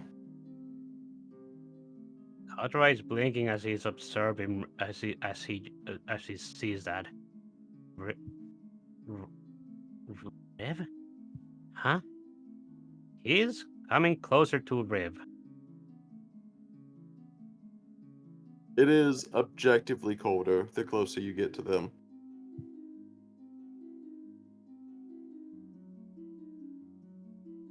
Kotora is just blinking at this. Why is your aura of coal is so potent right now? You're completely exhausted. You shouldn't be emitting this much cold.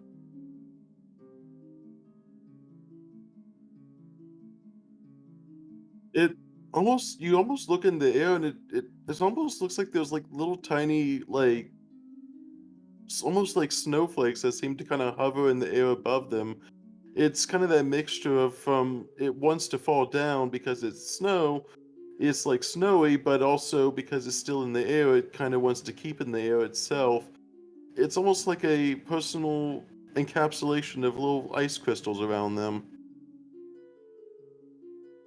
Way colder than you've ever seen them. Kotora is like rubbing his fingers together as this is something that he has never seen. He has never seen before. A long rib. What's going on? Rib, are you getting sick or something?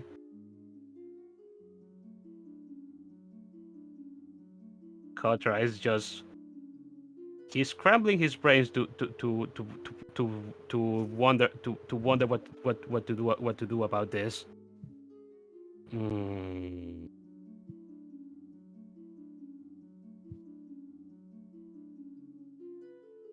If he is getting sick, might be just getting colder than usual.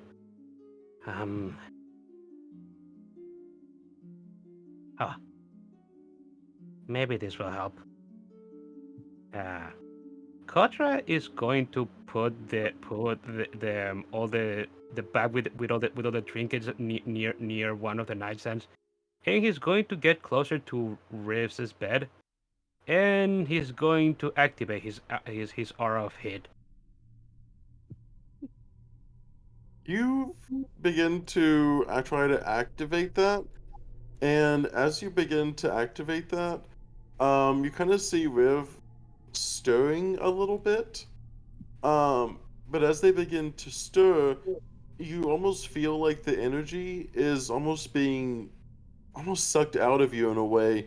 Whereas you try to activate that heat, but it's kind of like a tug of war, and you actually get blessed. You kind of get like this overwhelming sense of chill coming over your body, as if you just lost a tug of war with temperature between them. Riv, on the other hand, you begin to almost shake a little bit as you essentially just absorbed your brother's energy into your body a little bit, into your aura. Unaware. You are rapidly becoming aware. Oh, I'm Rapid just saying awareness is of what's coming. actually occurred. The Yeah. fact that he did it to his brother. He is unaware of that.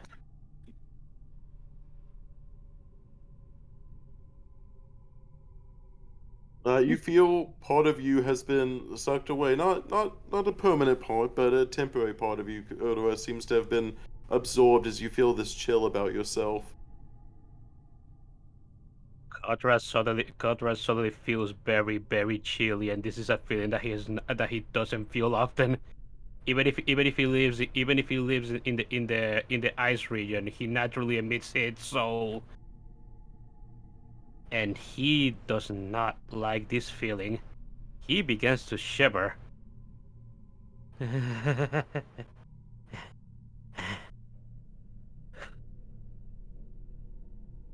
Kotora is heading back to the bed and getting the blankets out and wrapping it around himself as if trying to get if he's trying to not let more heat escape than it already has. What's going on?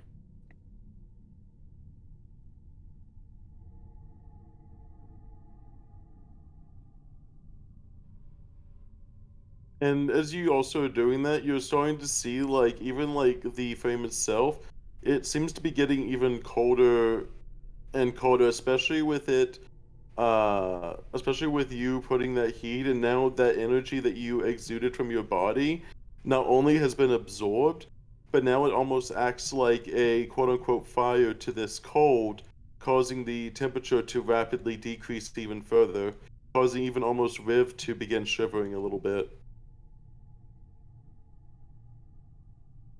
Do gotta ask, is Arcus right there too? Arcus is watching all of this. I mean, Arcus was was walking walk big quadrant, so yeah, he should be. I figured. I just wanted to see if he had anything with this. Yeah. Oh, I didn't know I was here. You're there. You know, you can also be very distracted by your trinkets as well. Well, he would have been heading to bed, but I imagine the sudden decrease in temperature might stir him back. Yeah. I'll say you're awake. You're lying in bed, like, with kind of like your eyes realizing it's really cold. Okay. It was cold before, but this is like the glacier. Okay. And he hops out of the bed and goes towards the source. And then he just observes the entire scene with Kotora and Rip that just happened. What the? Kotora is looking very. Kotora is shivering. Is shivering while wrapping a blanket, and Rip seems to be shivering while apparently he's heating up.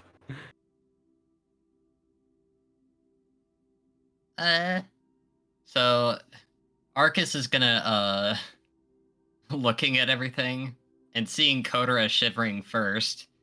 He's going to run into the room and try and take the bundled Kotora outside the room.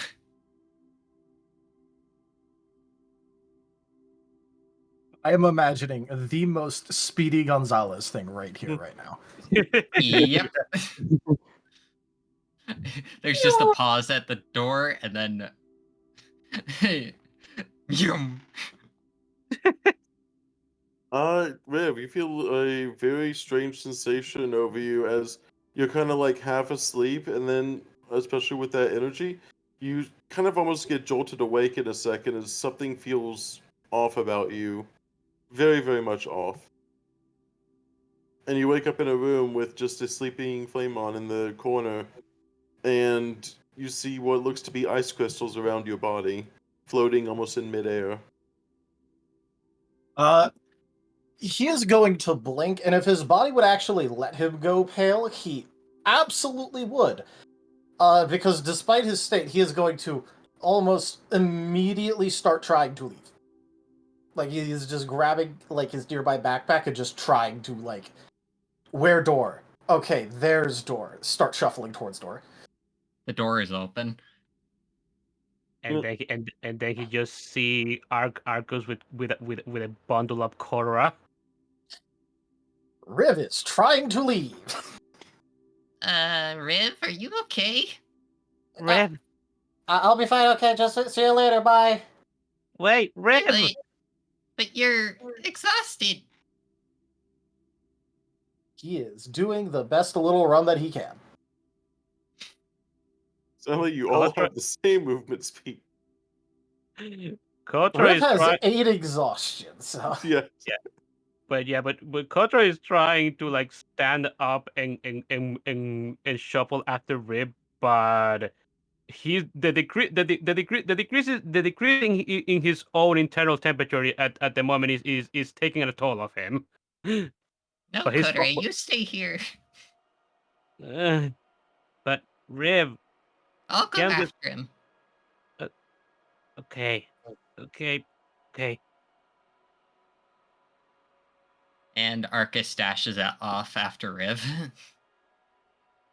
And those of us in the other room hear any of this? Yep. You guys, go ahead and give me a perception check. It will be difficulty 1 only because you guys are very tired in a room. Difficulty I'll give plus you a one. perception. Yes. I think I might have said Difficulty 8. Don't need it. That is a 2. I don't really think they're being subterfuge. I'll say for this purposes, you would hear commotion outside, and you do hear, at least Arcus call out to Riv. Haboku, You you do might hear want to the roll on your voice. own. Hang on. Just need to double check. Mhm. Right.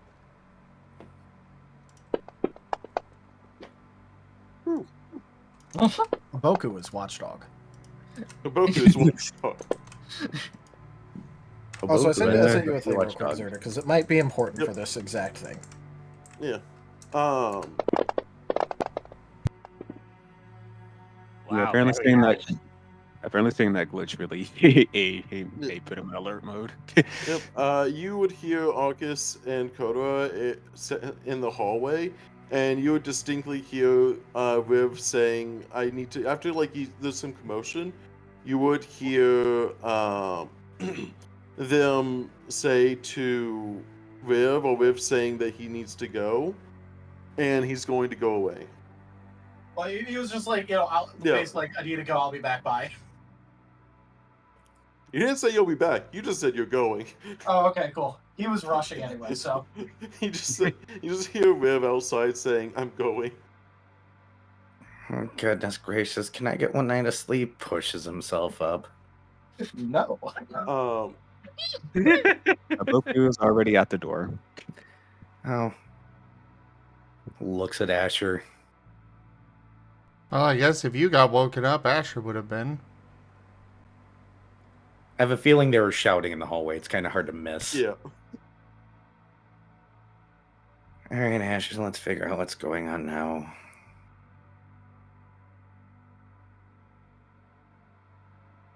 Who does Haboku see as he pokes his head out of the door? You would see Kotora and Arcus just you'd kind of see Arcus chasing after Riv. And you see Kotora kind of making their way that way as well. Also, Kotora. if you go ahead. Kotora is bundled up in blankets. Yeah. I will say as you leave the journal, as Riv kind of leaves that, or kind of goes away, Boku, you would also see what looks to be what was once frost crystals that seem to be kind of almost like it's snow in the air, where Arcus, Kotora, and Riv was. As Riv and them begin to leave, as you're going to follow in a second, I'm sure, but you notice the water drops to the ground after Riv gets a certain distance away from it. And the water seems to almost have like a pixelated look to it. Very small amounts of droplets, but it's almost as if the water itself seems to be acting in a glitched manner. And he is even more in high alert mode. He's first going to turn to Kotora, because it seems like they're having an issue. Kotora, is something wrong? Kotora is just shivering as he's slowly walking towards Arcus and Riv, and he looks back at Haboku and just say, "I've never felt cold like this before."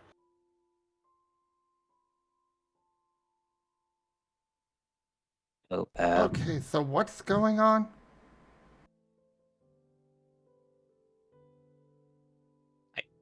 Don't know. When I got back into my room, the room was unusually cold, and there was just Riv's aura of cold was just seemed to be like super activated at that moment. I tried counteracting it with my own aura of hit, but Like it ended up being like sucked out of me or something. And then Okay, where'd he go? Kotora just points. Did he get points to- stopped or? I Arcus mean- is chasing. Yeah, Riv is just going. Riv isn't the fastest at the moment, though. No, he is not. Not exactly. You know, this is an 8 exhaustion, 1 body, no athletics Vormamon right now. He's kind of shambling while Arcus is trying to catch. Like Arcus clearly can catch up to him, but Riv is kind of just shambling his way. All right. Next Asher, time might be Haboku. good to get the medic. As he's rushing off after where he was pointed. Go with Haboku. I'll take care of Kotora. Okay. Haboku will, just before leaving, try to spit a bit of flame aim for Kotora, but it probably won't do much good because his fire is quote unquote fire is more ghostly. Be comforted by ghosts. Kotora appreciates the gesture. All right, let's go downstairs by the hearth, and then we'll warm you up. All right? Okay. Do you need me to carry you? No, I can walk, but I need to do it slowly. All right, just put an arm around me here. Watch out, my blades are right there, so just don't press on them, and you'll be fine. Okay. Kotora accepts the offer.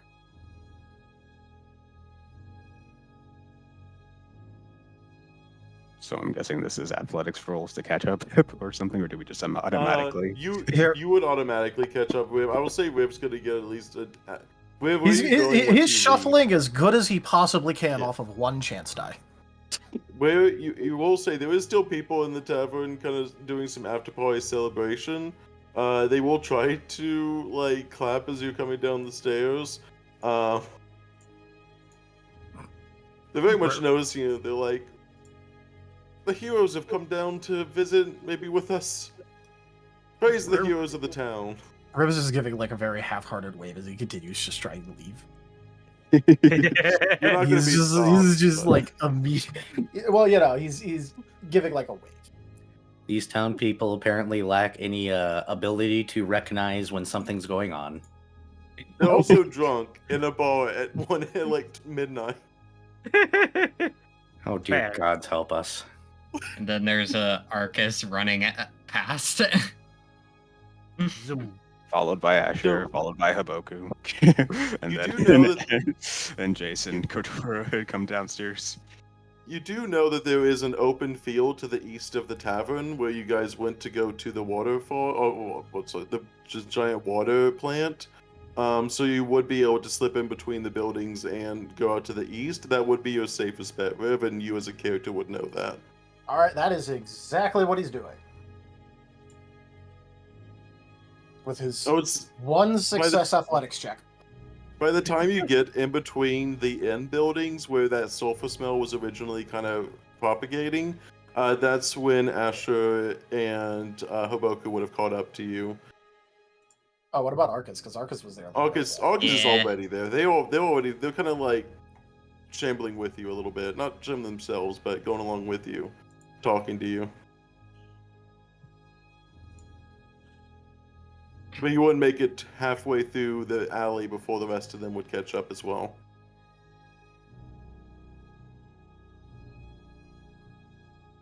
Riv. Riv, why are you running off? Don't worry about it. Just need to get away for a second. Yeah. Riv! Arcus, Haboku, hold him. Haboku I will would highly recommend actually against that. Haboku will actually jump in front of Riv, or at least attempt You to do touch so. him? No, he'll more or less attempt to block him at every angle. No, he actually has an unusually serious expression on his eyes. He, like I said, I would say you would be able to do that. Riv does have the power of flight. He does. He does. Arcus Really may accurate. touch him. Oh, He did say I would highly recommend against that. Don't do that. Yeah, Roll me a vigor check. Well, while he's rolling that, you're either gonna stop right now and explain what's going on, or at least let me treat you, whatever's going on, or we're going to have to forcefully stop you. Which won't be hard. First, let's see that vigor check, 'cause that might matter. is it Yeah, just let's an see. attribute or? Yeah, just a attribute check for vigor.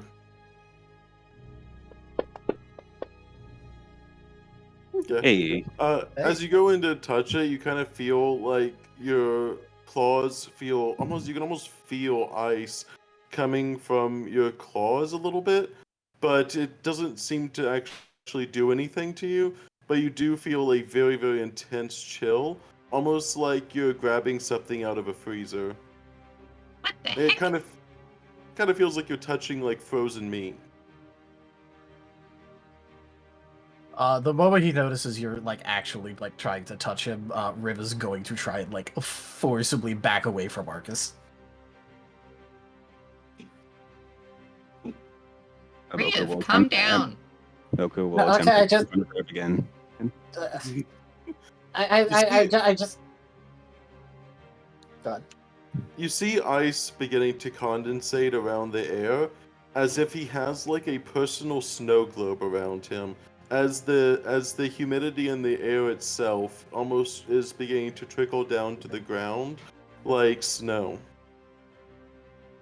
I can explain a bit later. It's just not a good idea to be around me right now. I'm trying to leave for a reason. Where? The clearing east. No one there. No.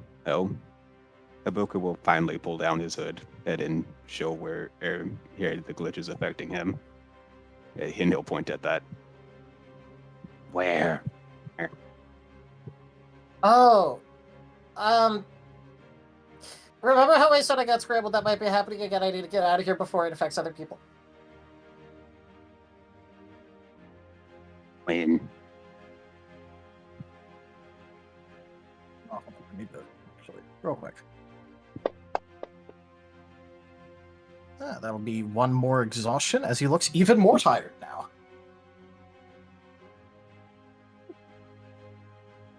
And Haboku asked you when.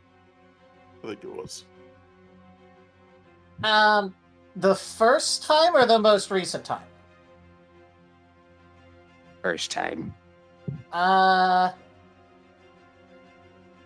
Around when the glitches started happening?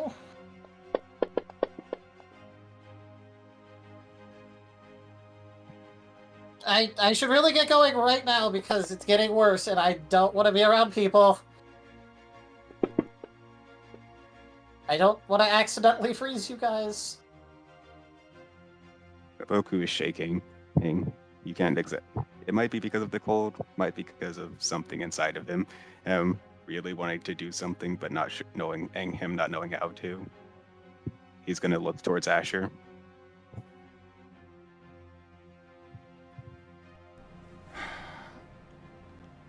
Asher is just sighing. I'm too tired for this. Fine.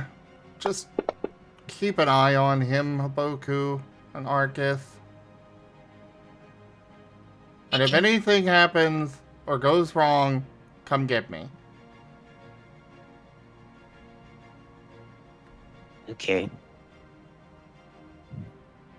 But I expect an explanation later. As he starts moving away, Riv kind of like winces and brings a wing up to his head and then keeps shuffling away. You went super muffled with that. Oh, okay. As he was walking away, he had to pause for a second and brought like a wing up to his head as he winced, and then just kept moving like nothing happened. You'd make your way over to the east. You wouldn't have to go too far out of town, but you'd be able to make your way. Arcus and Haboku would definitely tail very much, but you'd find a nice open clearing to the east of town. It being so close at nighttime, not people looking. Raphael raided my stream with 5 viewers. I guess my message went through a little late, but hey, Raph! Hope you had a good stream. I was, in and out, but thank you so much for the raid. Like I've said a couple of times tonight, guys, please make sure you go check out Raphael. He's an awesome guy, does some fantastic art, seriously. Highly recommend him. Go take a look. And make sure you follow. We're trying to get him to affiliates, so go hit that heart. Do it. Do it now. This is a threat.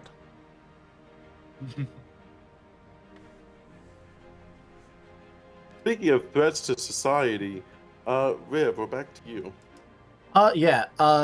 Like pretty much upon getting to like a close, well, not a close, like a close enough distance where like he can still see the town, but like far enough that there is like no chance that someone is going to see him and like come get near him.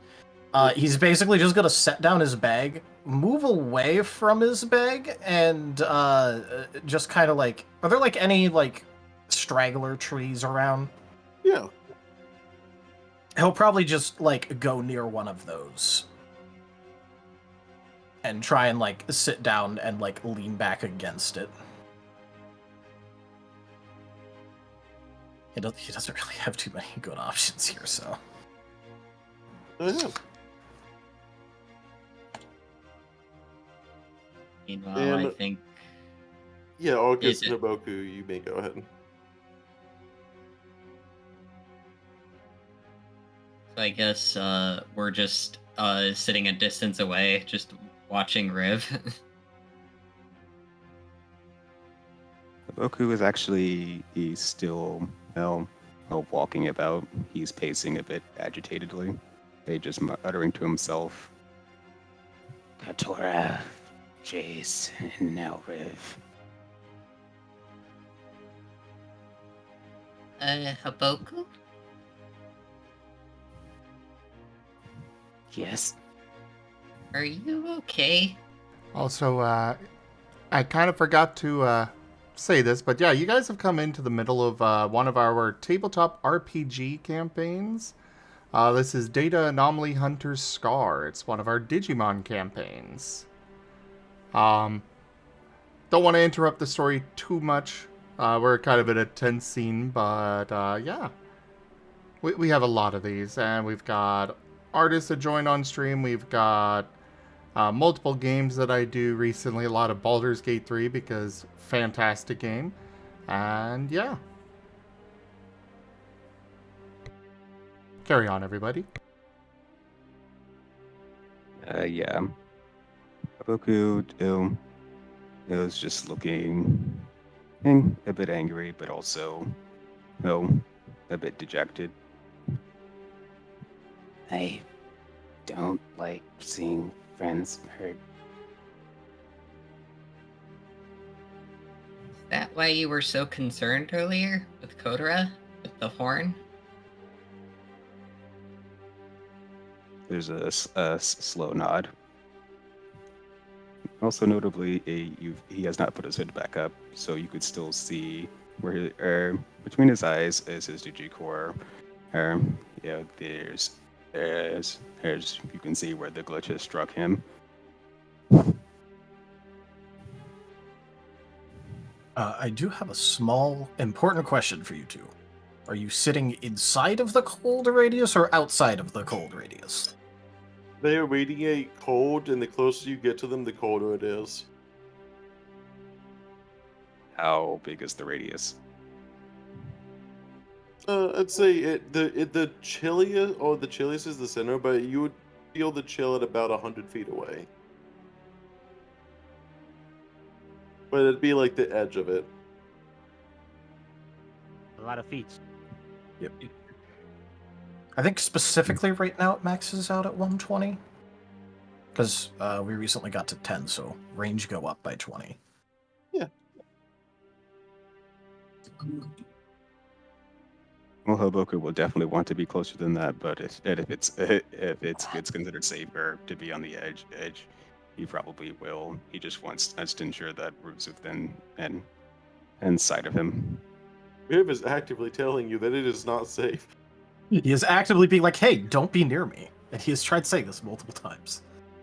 Yeah, but I think on Haboku the has edge. Haboku has zero sense of self-preservation.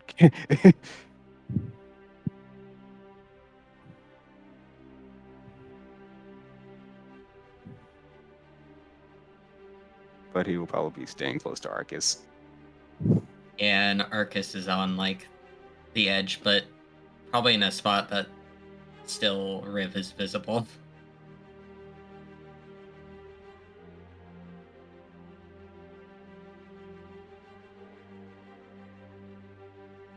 Okay, and as you're doing that, you see what looks to be almost like the area around him itself.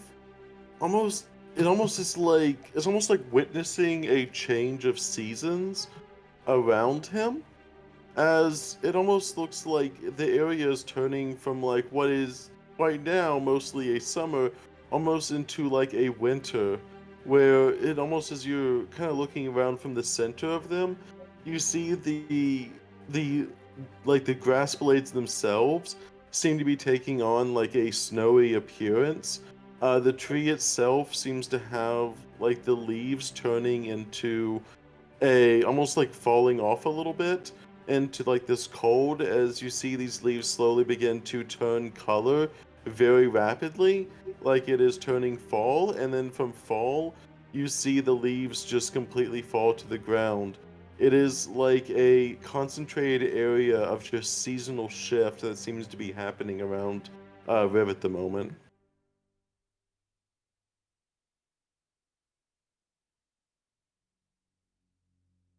Um, A glitch was affecting his ice thingy. glitch data? Saw it when and it started to melt when you were chasing him back at the inn. You guys are on the edge, so you would probably be able to see more instances of it if you want.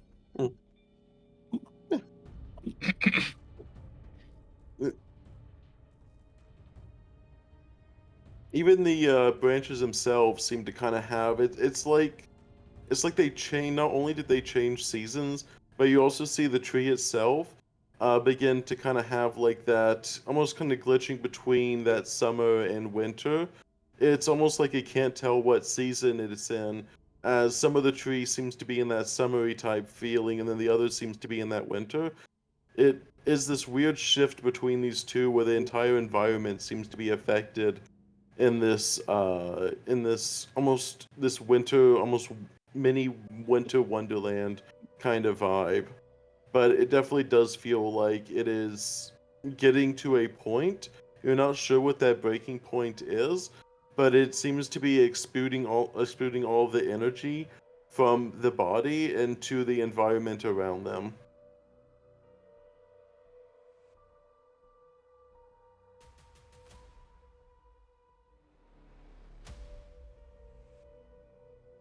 That's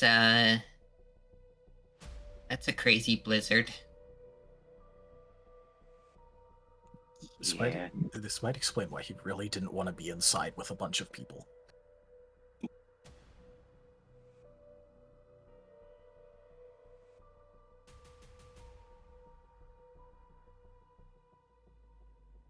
And So- as you go ahead. I was just gonna ask if they wanted to investigate anymore. I mean, they're watching you. They are concerned about feeling you more than Oh yeah, I anything. know. I was just more asking if they did. Yeah. Pretty sure Haboku's seen everything, and he's wanted to. He probably wants to hear it from Riv directly though. Can Arcus see Riv at all during this, or There seems to be a snow covering about them. You'd be able to make it out through them, but it's kind of like a miniature blizzard that seems to kind of almost isolate, almost like an egg shape around them. So it's kind of like looking through a snowy area. I hope Riv is okay? I hope so too.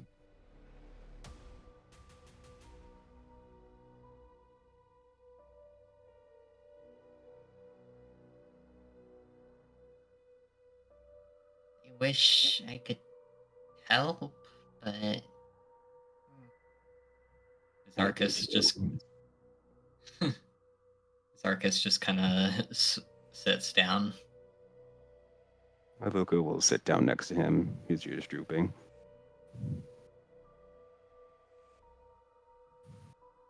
Is there anything else you'd like to add to this scene, Riv, before you kind of have like that, like a before we finish wrapping up this? Sure. Free reign here.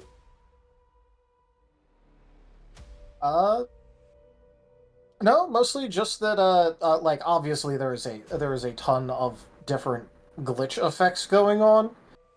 And yeah, no, it's generally just kind of looking like there's a bunch of ice going everywhere, season switching. And probably as it flops between the two, like some of the leaves would begin to fall off of the tree, and interestingly, when it swaps back over to winter, they just stay in place in the air. Before moving down again, when it swaps back. New time freeze. And as these scenes are constantly flipping back and forth, the winter, it seems to almost like, it seems to be switching between like halfway summer and winter, but then it seems to be more winter than summer, and then more winter and more winter. And then there seems to be almost like the ice that seems to be going around Riv begins to almost expand out, almost as if there was an energy wave coming from them. As this ice expands all the way out, even the snow itself even kind of tickling your body, as it's essentially expanding out in one giant kind of dome around them.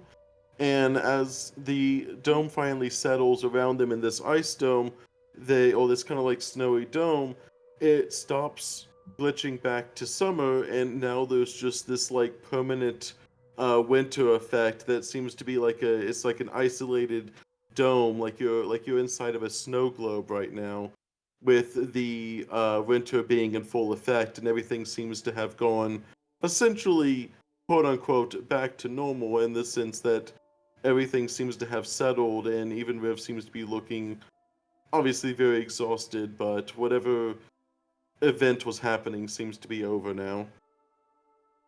But He no you are longer in looks essentially a unstable. snow globe. He no longer looks unstable. Is it safe to proceed and try to grab him? You would feel it safe.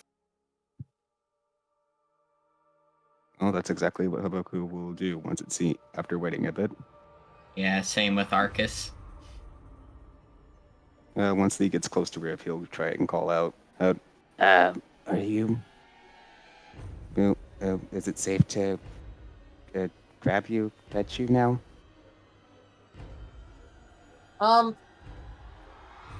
Yeah, sure. Do you guys know where I left my backpack?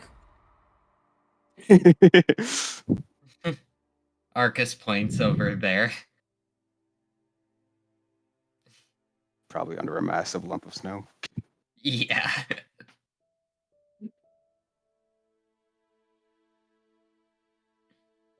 Okay, can one of you go grab that for me, please? I will. And Arcus runs over.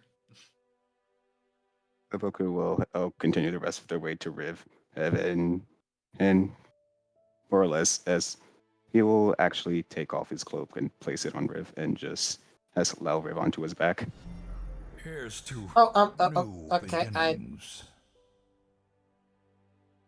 And he looks like he's trying to focus on something very, very hard.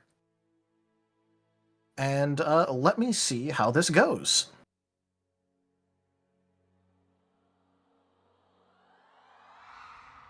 Here's Riv's current lore checks. Botch. Oh no! What is the Wikipedia is world come offline. to? I will say, this is going to be fairly obvious. Yeah, this is good. Yeah, he's gonna look like at Haboku and just go, thanks for helping me. You're familiar, but I kind of forgot your name. Sorry. It's in here somewhere, though. I'm still Haboku. Riv has just lost all points in lore. All of his memories just got scrambled. Oh boy.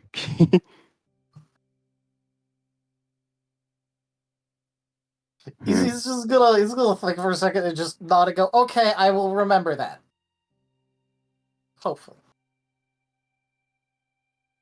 Meanwhile, gears are slowly turning, hanging in Haboku's mind. I think we really do need that book. It might not just be him who's using it. Maybe might the not. innkeeper, maybe the innkeepers will get a story, if not a documentary. After all, I do wonder what might be the most important prize trait of a researcher. Also, Arcus does bring you your backpack. Here you go, He Riv. will. Oh, thank you. Sorry, I think I forgot your name too. Arcus.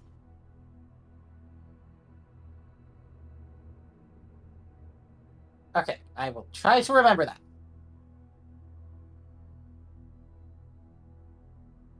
We should head back to the others.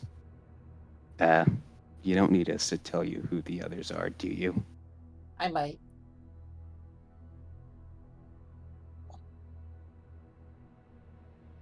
Because that roll, see how intact his memories were after that? He just botched that. It's all still there. He still technically has all of the memories. But imagine trying to think about what an apple is, and you find encyclopedic knowledge about just how exactly to make a soup. None of it involves apples. And then you try and remember what a soup is. They're gonna take a bit. It's gonna take. Meanwhile, Asher, you have walked back inside and you see Jace helping Kotora keep warm by a fire. Kotora is shivering, trying to get his heat back. He's trying to activate his aura again. He has never had it actually being off.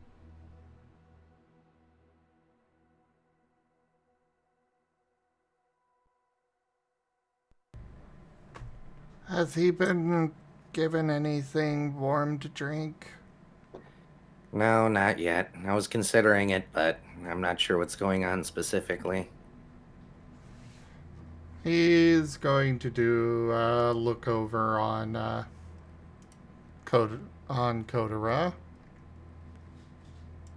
Kotora is looking at Asher. Where did he go? He went off to get away. He said he'll explain later. I get the feeling that explanation's going to be very delayed. Explanation might have to be an IOU. Oh, Asher's going to be very angry about that. Where exactly? In an open field, I've got Arcus and Haboku watching him. If anything happens, they're gonna come let me know. 5 successes on medicine for Kotora. I'll say with you being traveling around Kotora enough and you understanding them enough, you realize that their energy is mostly just depleted. It's kind of like you reach out to them with kind of like some of your own like special data recognition as well, and it doesn't seem like anything was stolen from them. It seems more like they expended all. It's like kind of like the energy from them kind of sapped. It looks nothing more than something that would recover very shortly. It doesn't look permanent by any means. It looks more like they had energy, like a aura energy drained around them, but themselves are completely intact. I'm not telling you which direction because you'll try and go after him. He's okay. He's got people watching him. They'll let me know if something's wrong. Doctor's orders, you are staying put right there. But No buts. I can't just. The only butt is the one that you're sitting on right now. And it better stay in this spot. Jace just smirks a little bit. Kotora just bored of his sensitive blankets. Please be okay. I'm certain he'll be fine. We'll figure out what's going on when he explains it. Right now, we need to take care of you. You can't take care of him if you are also not doing well. You're right. You're right. What was the innkeeper's name again? They're the Effectmon? Yeah. Oddly enough, no, for actually asking their name. It was just my wife. Okay, but I do then- actually have a name for them. Hey, But Well, if Asher wouldn't know, then Asher wouldn't know. you wouldn't know it yet, but you feel more than free to ask. There's just no one who asked their name. Innkeeper, can we get a warm drink? Yes, of course. Anything for the heroes. Certainly. Oh, stop it with that, at least for the night. You see you kind of giggle a little bit. Very Just very hot well. tea, please. Cup of coffee for me. Make sure he drinks it slowly. All right, Asher. Look who's being a good little doctor.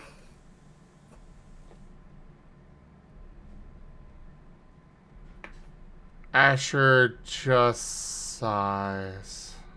Jason's got a shit-eating grin on his face. Asher is going back upstairs. Good night. And then before coming you do back that- down a moment later. I'll go ahead. And just throws a guitar at Jace. This is the electric that you picked up, huh? Whatever the one was that he got from the Shoutmon. Probably an electric. Very much electric. I'm rolling evasion to try and apparently. Oh no. Apparently I'm getting bonked by a guitar. Oh.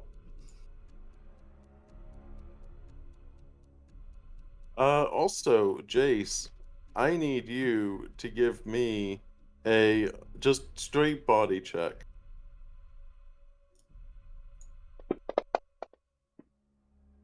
Botch. As Jeez. you do, you feel very almost. Your body feels perfectly fine, but your glitched arm, for some reason, seems to be tapping on the ground itself without you trying. It seems like it's just tapping, tapping, tapping on the wood next to you. I am going to grab my arm, put it in my lap, and look at the electric and be like, "Why did you throw it? Where'd you get an electric guitar?" The Southmon was attempting to play it, and it sounded awful, and so I fixed him and took that as payment. As well as to save anybody else from getting hurt by him trying to play it again. I mean, he's just starting the button. Never mind. You begin to tap on your leg, specifically with your claw, and it is not something that you can stop.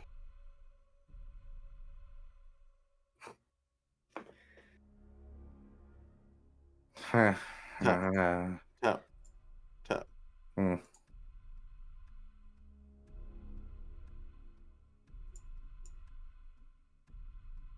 It seems. Go ahead. I was gonna say, as you begin to do that, as you begin to kind of tap on your leg, you feel your arm move back down to the side as if just completely out of your control, and it seems to be tapping on the ground again. I swear to God, arm, I will cut you off. Pulls arm up, sets in lap. Just gonna wait. You did that. You You did that, feel- Kotora? Huh? Sorry. As if you did that to Korra, or did I misheard that? No, he's literally gonna look at his arm, say, I will cut you off, and then Oh. puts his hand in his arm, or his arm in his lap, and looks back to Kotora. You feeling all right? Literally trying to pin his arm in his lap. Oh. Kotora, while drinking the war drink, it just nods and says, "I'm feeling better."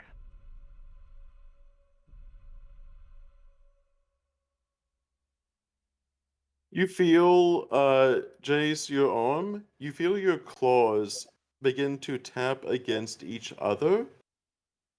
And it's almost rhythmic as they begin to tap to each other.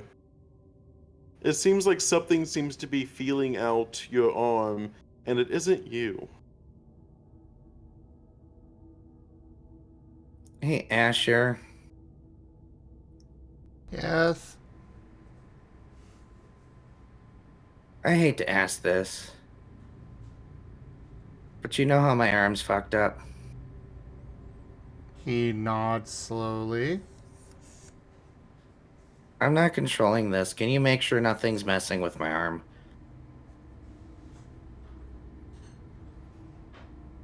He is going to go over another medicine check.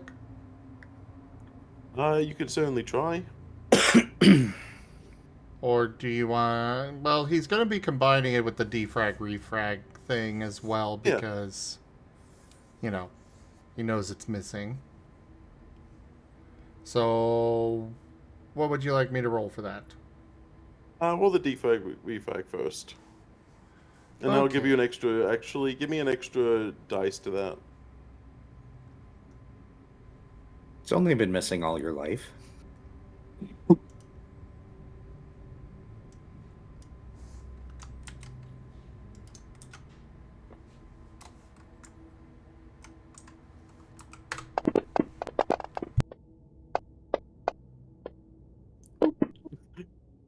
Jesus.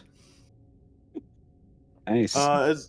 As you were trying to essentially first diagnose as well as repair the arm, you get this sudden sensation that whatever is controlling this arm or whatever is happening, you don't actually sense a way to essentially fix it at the moment. It seems like whatever it is almost completely out of your control. It seems like you are fighting with it. Something seems to be tugging. It's like the arm itself seems to have a mind of its own as it seems to be doing these rhythmic tappings. It seems to just be completely acting on its own volition at the moment. I can't cut it off from whatever's doing this, and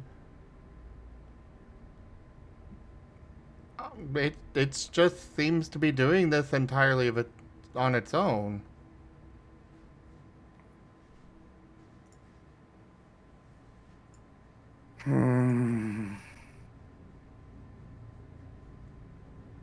Jace, you feel the claws stop for a moment. And as they stop tapping each other, you see you kind of, as you're looking at your hand a little bit, you see the claw slowly start to drag itself in the middle of your palm, just enough to begin to pierce the flesh a little bit, as it seems to be cutting into your wrist, or not your wrist, but your palm, and as it begins to almost bleed a little bit, you see it as it begins to try to write out something on the ground as your claw begins scratching something into the wood itself, almost using the blood from your palm as a ink source. I'm gonna let it this time.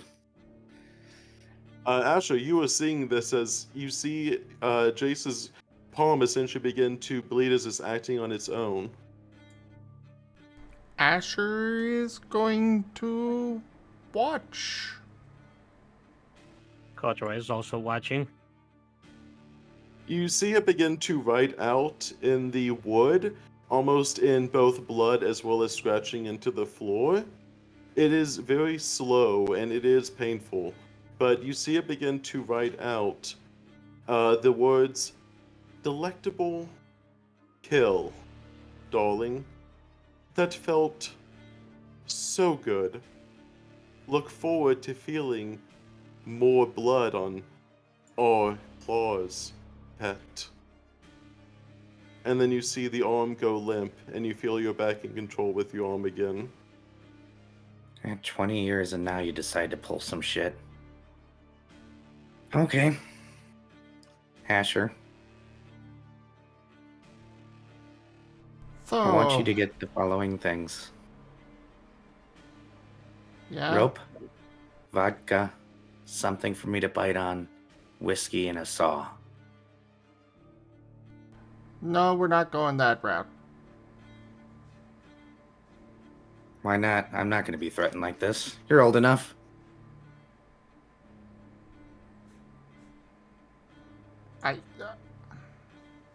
I've got data from the cameraman. I could try and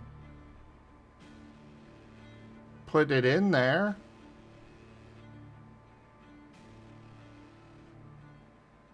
Do you think that's a good idea after that message?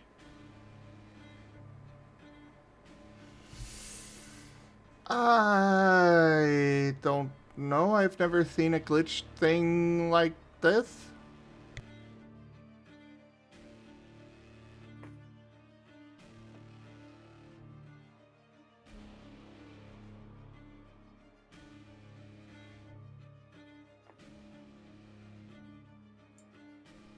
All right. But probably should do this not in the common room. No, we won't. We'll wait until Kotora's feeling better. And Riv is back and we'll go somewhere.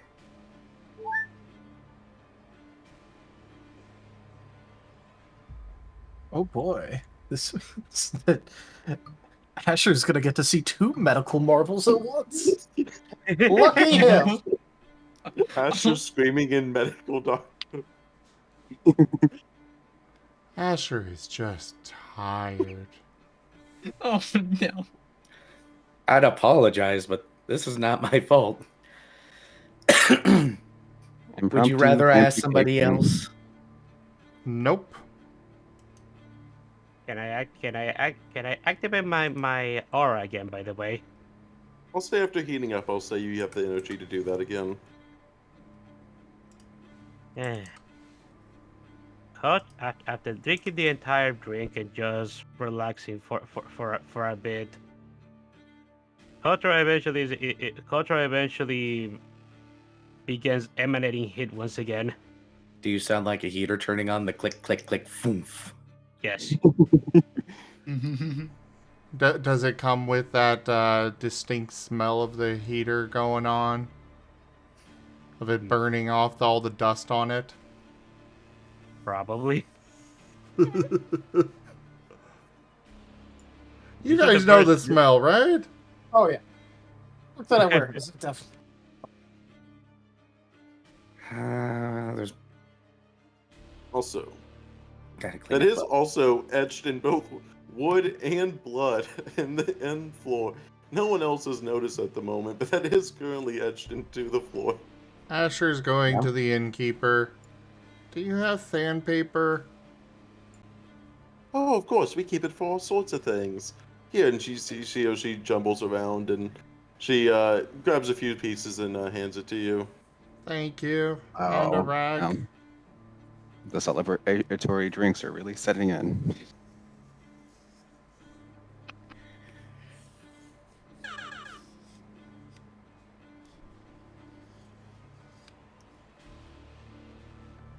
Does she respond to the request for a rag? Oh, sorry, I didn't hear that. Yes, she gives you the rag. She'll give you anything that she asks for at this point. And she's just trying to help you out. It's a knife celebration, so everyone else seems to be so happy and merry in the bar, and Everyone seems to having a good time, and she'll give you anything you ask for. Oh, okay. Can I have the deed to the inn?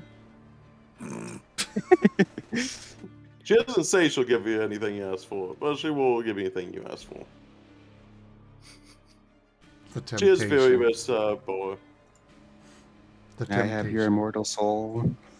She did save her entire tavern from basically being out of business, and also her husband dying. So we'll see about that. Asher is going to take the rag and the sandpaper and go back over, wiping up the blood. I got the sandpaper, bud. Sit down and rest. He's not even going to argue and just flops there and promptly falls asleep.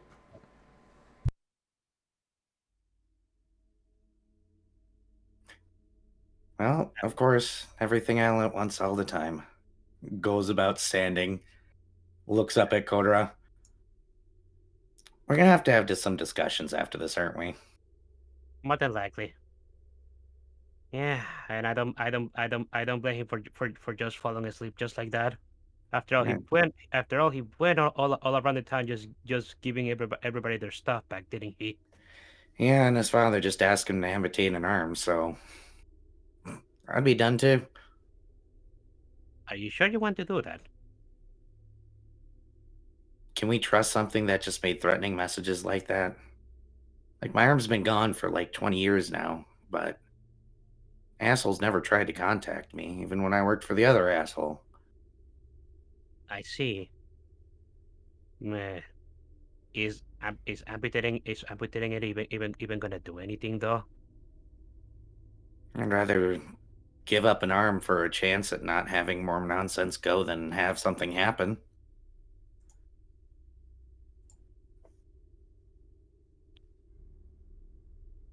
Better safe than sorry, right?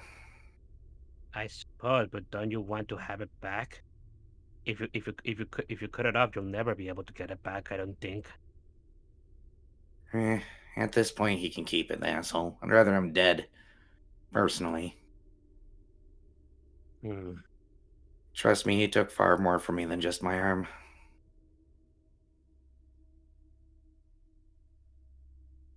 Asshole 1 and asshole 2.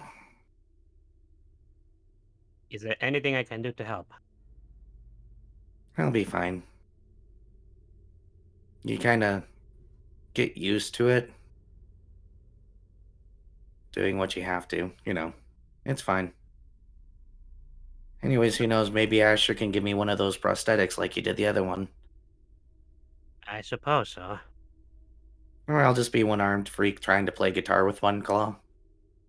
I never learned how to finger tap. Dumb claws. Kotora just rubbed the back of his head and just tries to awkwardly chuckle.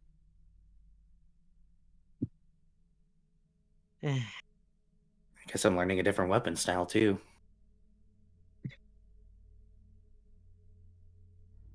Gonna take quite a bit to get used to. Yeah, it's fine.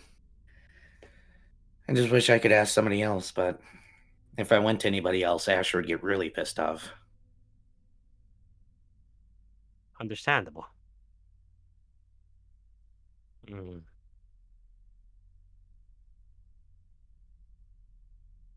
You're probably going to want to take the kids upstairs when this happens and away from us. I don't know where we're going to do it, but I don't know anybody wants to watch me get my arm cut off. Well, what's left of it. I just wonder if there might be just any way to just restrain your arm instead of cutting it off.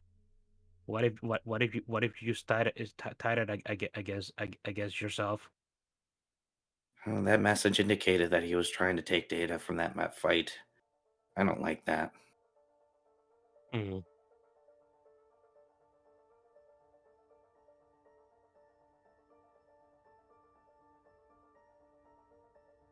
Wait. Say that one more time. He was taking data from what? I wanted to take data from what? The message wrote indicated that he was siphoning data during that fight. Ah. Wait, he was just remotely siphoning data from the fight. He Yeah, can do which that. is a problem because this isn't the first person I've killed, so he's been doing it for a while. Oh, he can just do that through your arm. I guess. At least that's what it indicated. I guess with the thing that Rugiri was able to accomplish, I guess that's not that far fetched of an idea. Just Yeah. weird to think about that it's been like that for 20 years.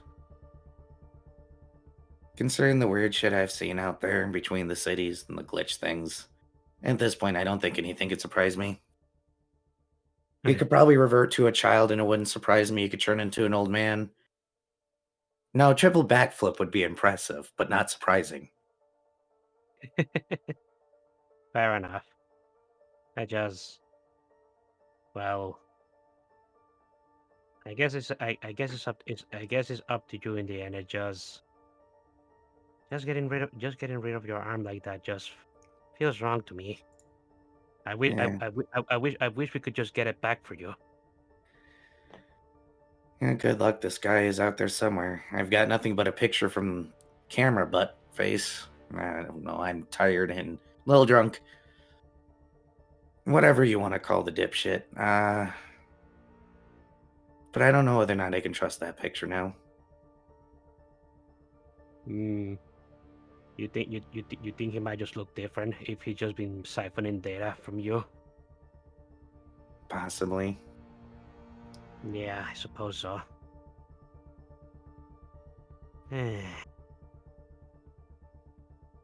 Well, he is one of the main people that seems to be doing things with glitches. So, I mean, at some point we might just encounter him just by virtue of our job. Yeah, maybe.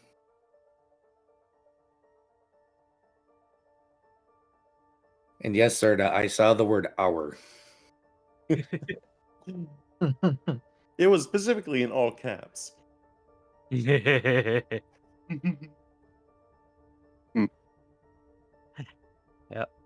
Kotora is just gonna give a bit of a sigh and he's going to stretch and just rub his belly. And God, after getting my hit siphon out of me, I'm feeling hungry. Go get food. I'm gonna finish sanding this, and if she asks, an Irish coffee would be appreciated. Okay. I'm gonna need Yeah. to not be able to feel by the time we do this. Kotora is heading off to ask the what was her Digimon species again? Effectmon. The Effectmon for some food. Her name's also Bunri. Ah. But yeah, she'll prepare some food. It'll take a little bit, but she has some prepared food, but she'll give you some food. Yeah. Finish sanding, pull Asher into his lap.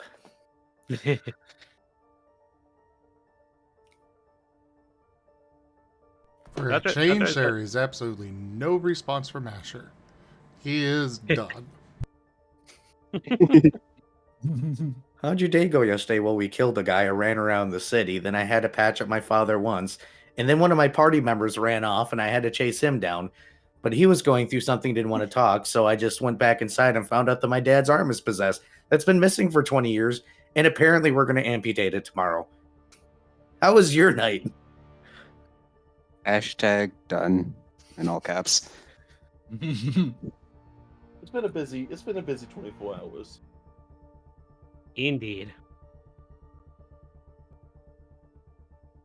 Kotora is going to numb. Kotora is just going to numb on the food, and he's just going to keep eating, and he's actually going to ask for some more, if the Effectmon wouldn't mind.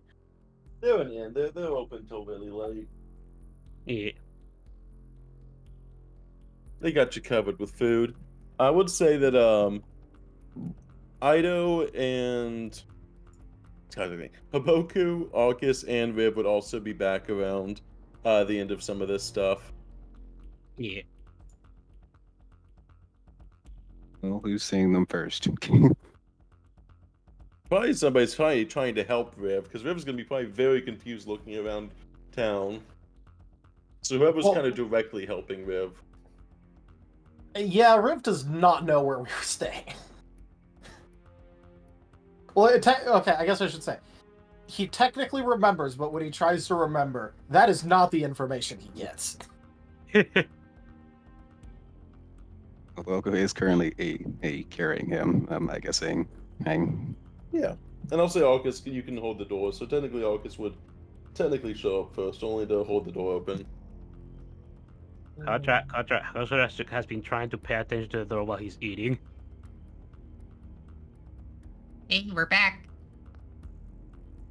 The moment Arcus says that Kotora takes one last bite and goes towards them. I'm gonna roll a separate check, literally just to see Riv's memories of Kotora. Brother! There you go. Yeah, 4 successes. Brother. Kotora is like the one thing he remembers. Let's go. Yeah. He's gonna wave from like on the back of Haboku. Just go, "Hi, Kotora." Riv, are you okay? Yeah. Can we, not do this here? We have a room upstairs, right? He's whispering down to Haboku, so that way, hopefully, Kotora doesn't hear yet.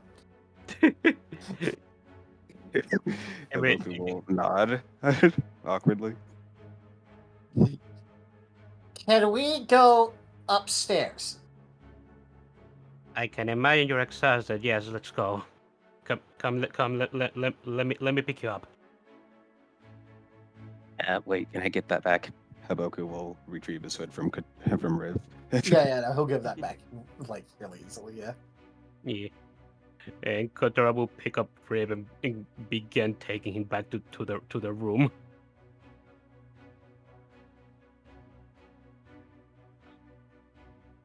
You will successfully make it up there. No issues. Now everyone's crowded in there. Flamemon's still in the corner sleeping. Oh, They did not go anywhere. He was just sleeping during this entire thing. I love it. He's just chilling. He's going somewhere. He has had an emotionally trying day. Yeah. He almost lost wife, you know. Yeah. Haboku will actually head back to his Asher's and Jace's room and retrieve the notebook. Hey, you worried me so much, Riv. Please don't do that again. I would normally try to promise, but that's going to be it's going to be a little bit hard right now. Okay, you're probably still exhausted after our fight earlier and all of that, and whatever that was earlier. Let's just go back to sleep. We can talk about it in the morning. Oh no. Riv is just gonna look really confused at Kotora. Wait, we argued earlier? Kotora shakes his head. No, I meant our fight with Ragiri.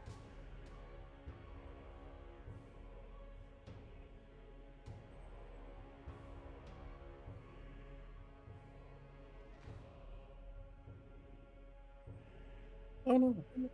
He is literally just like obviously trying to piece things together without like trying to look it, but Kotora is Riv's brother and definitely knows what he looks like when he's trying to think. Kotora blinks as he stares at Riv. Riv, are you alright? Are you having trouble remembering? I'm having trouble remembering specific things. I remember you pretty good, but like basically everything else got scrambled again, baby. Kotora looks mortified. So I know the name Ragiri. I don't know who it's attached to. Ragiri was a cameraman that was the villain that was stealing everybody's body parts in this town. Which is Out of character. What was the name of the town again? Shawshan. Yeah. Shawshan is the name of the town. Shashan. Okay, now I just need to figure out where Shawshan is. Shashan is off to the we are a big road between Kenso and there was a big road between Kenso and Shashan. Kenso is the main city where the Data Anomaly Hunters is. That is an important name. Yeah. I think it's important. Yeah, and Kotora is basically, once he is inside the room with Riv, he is just kind of just giving Riv like facts of things that have been happening so that he can connect things better in his brain. All right. Is anyone going to be like asking him questions on things? I think I'm taking Asher to bed. Yep. That's fair, but I do know that Arcus and Haboku were also like there, so. Yeah. I will say Arcus may have been curious and is trying to listen. Well, I mean, first of all, you're like sleeping in that room with us, anyways. Yeah. Haboku would have came back with the book and tried to explain what it was as best he could.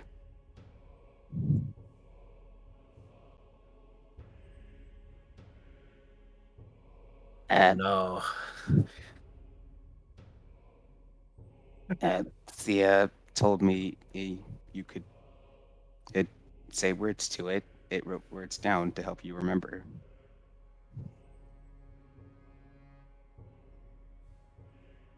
Oh, is that so? Wait, hold on. I had something. Bag. I have a bag. It's. And he's gonna start like rifling through his bag, and then look into it. And he's gonna pull out a data pad that none of you have seen before. That just has like multiple notes on it saying "Do not open," and he's gonna blink and immediately shove that back inside and pull out the other data pad. Kotora blinks. Huh? Okay, this is the right one. Kotora, Riv, that was not their data pad. What was that? A data pad. I think it's important. But it also says don't open, and that's my handwriting, so I sometimes kind of have to leave notes for myself on stuff if... I know. So, it... Yes, I know, Riv, but this is... I mean, you've had your internal memory scrambled before, but this is bad. So I think this has happened a couple times. I know, but I think this is the worst it's ever been.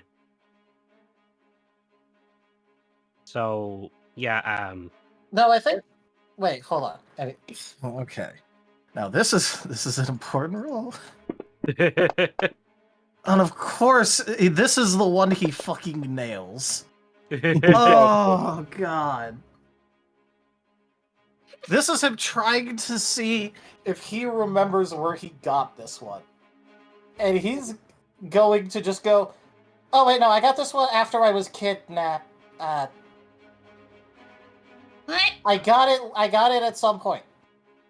Kotora blinks. Kidnap? Forget I said anything?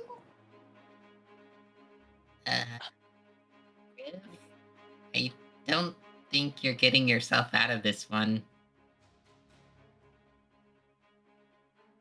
Would it help if I say I don't remember what happened? Kotora is just closing his eyes and just shaking his head. Okay, one thing at a time. That is concerning, but right now I'm just going to help. I'm just going to help you with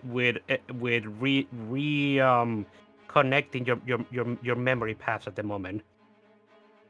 We can Oh, talk that about. is going to take a long time. I know, and I will help you every step of the way.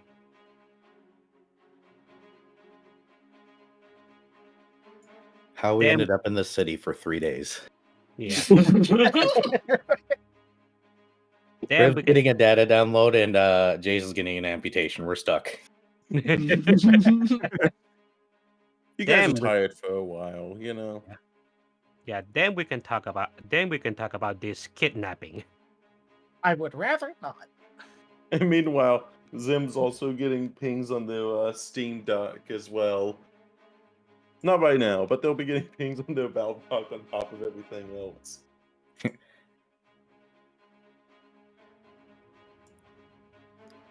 We just need to get the team cell phones. That way they stop pinging just Asher. A cell phone? What's that? Jace might put the Steam dock on mute. We send messages through the mail, my guys. We don't have phones. we don't even have radio or telegraph. Yeah, that I'm going to invent cell phones. Invent the walkie-talkie. We literally don't even have the telegraph. Only if we had a series of small noodle-like animals that could travel many places and transport messages at ease. I don't need those. Those are too much trouble. Yes. Riv is You just could invent idly like a contract system for him to help keep him in line. Riv is just idly considering the feasibility of just not remembering anything of his kidnapping, because that happened, and he just doesn't remember what led up to it, what happened, or what he did to get out of it. Just that he got kidnapped, and that's where he got this. Where's the rest of it? Maybe I should just leave it there so I can just not answer anything. I don't want to answer this. Rid just deliberately not remembering, so he doesn't have to answer. So he doesn't have to tell his brother the story of how he was kidnapped? Yeah. You think he wants to tell Kotora the story about how he was kidnapped? To be fair, now is the most likely time to feign ignorance. He's not. The thing is, he doesn't have to feign and he doesn't have to lie right now, which is why he's just idly. He knows it won't work and that he'll remember anyway, but what if? We'll see. But Kotora is basically just helping Rib with connecting dogs until both of us fall asleep, because we will eventually. Yeah, I'll say everyone makes their way. It's a very peaceful night after some fun events happen, some fun team building exercises. After these fun team building exercises, everyone can get a good night's rest.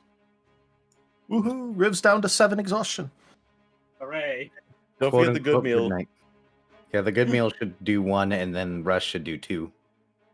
Yeah, but he hasn't eaten anything since he got the exhaustion. Oh, right, you didn't. But I feel like Koto would definitely force feed you, maybe, but... Oh, I don't know. Kotora might be a little bit distracted with the fact that apparently at some point his brother was kidnapped. What? Okay, I kind of feel bad for Kotora, because Kotora now knows his brother is being kidnapped and the whole goings on between the party. Yeah. Koto just sitting there as the innocent lad, just knowing all of the drama at the same time. Yeah. This is what you get for being the heart of the party. You get to also be the heart of the party. Fair enough. Haboku's got heart. It's just that's not as functional. Well, at the moment. He has a heart. It just hasn't beaten in 3 years. It's fine. Unironically, Riv is now down to a 0 in lore. He has literally lost all of his skill ranks. He stands for 0 in what? Lore. Oh, okay. Because that's like, knowing things and remembering things. So that's a big fat 0 right now. Oof.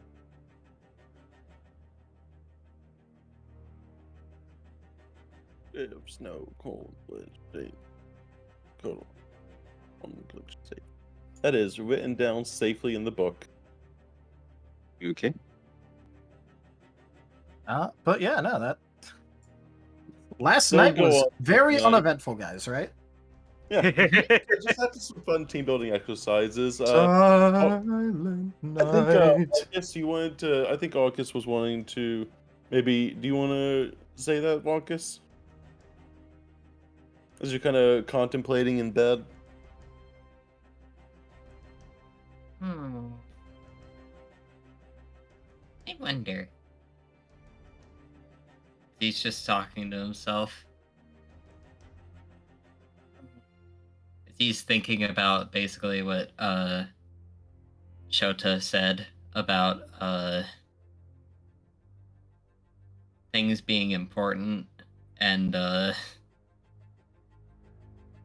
basically focusing on that.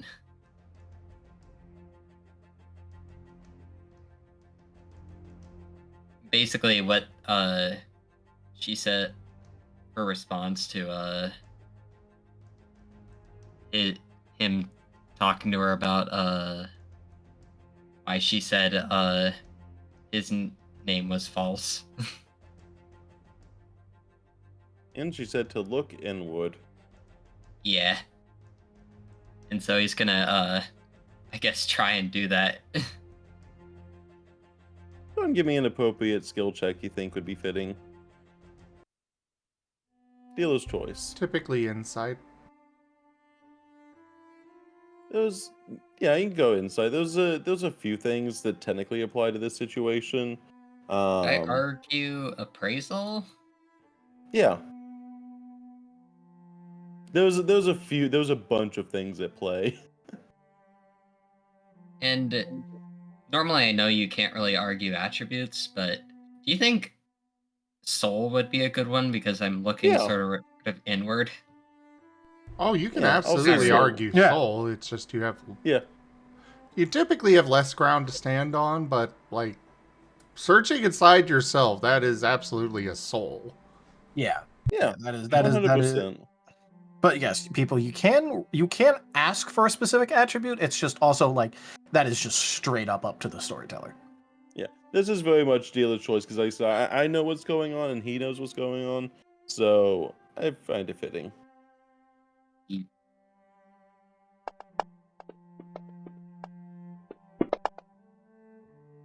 Oh, come on! A true You can always soul. No, I'm gonna If you soul the want- one. Yeah, soul the one if you want.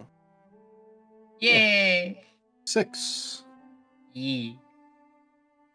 For a 6, that is about a literally higher success than you could have normally gotten, considering you only rolled 5 dice, and you got a 6 on 5 dice. So you can, if you would like to, you can narrate however what that success would be, but essentially think of it as pretty much as best of a success as you are going to have for a while.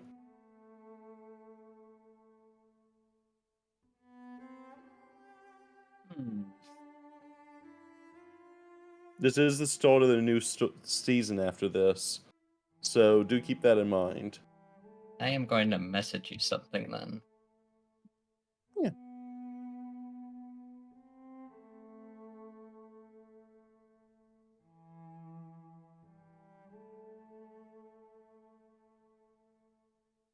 I would say if you would like to, yes. Alrighty.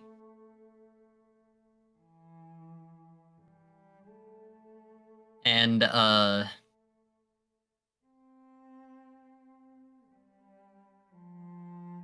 well, for the moment, nothing different seems to happen.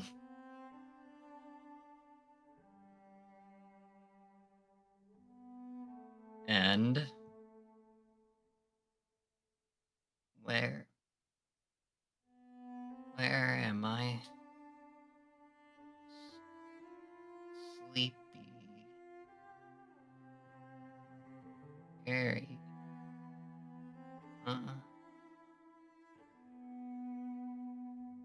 As he's looking around. What are his surroundings? You find yourself in the bed in a tavern of sorts, and there seems to be Riv and Kotora, I'm guessing, would be very close to each other, though they both seem asleep at the moment. Yeah. Kotra would have fallen asleep like right next to Riv's bed. I'm now imagining that we have effectively achieved 1 3/4 people's memories between the three of them.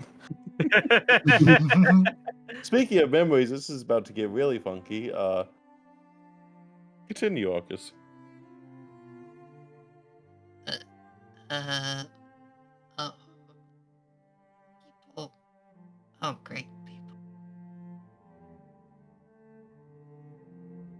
And he's basically gonna basically hide under the covers and try and get some sleep. Something has happened. Did I overestimate 1 3/4? Maybe I should have gone 1 1/4. There may be more to than you think. Hey, but the joke is fun. Also, Raharu, if you want, is there anything you specifically want to do, Kotora? I'm just double checking on that. I was writing it. Sorry. Yeah. No, go on. Also, while you're writing that real fast, Ido, give me a lore check real fast. Right? Any particular specialty? I would say mind, and let's see, expertise, innovative or logic, either one. He has neither. Okay. So that's 4 dice. Yeah.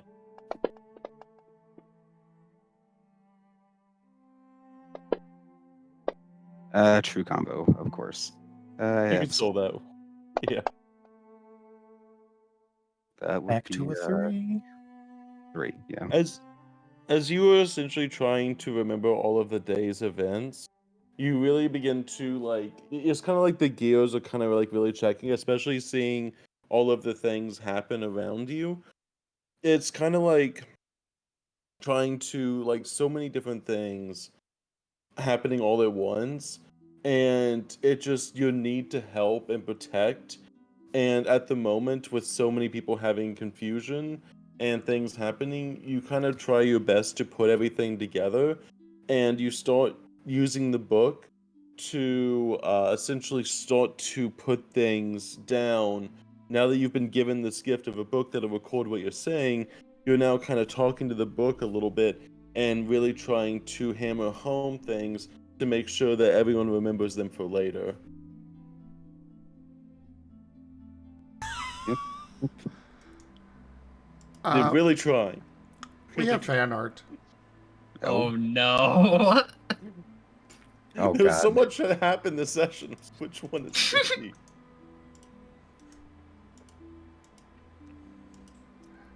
There it Next is week's on gonna be screen. Starting interest.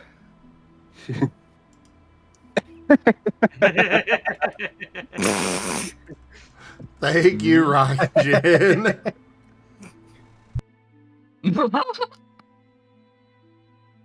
Bong.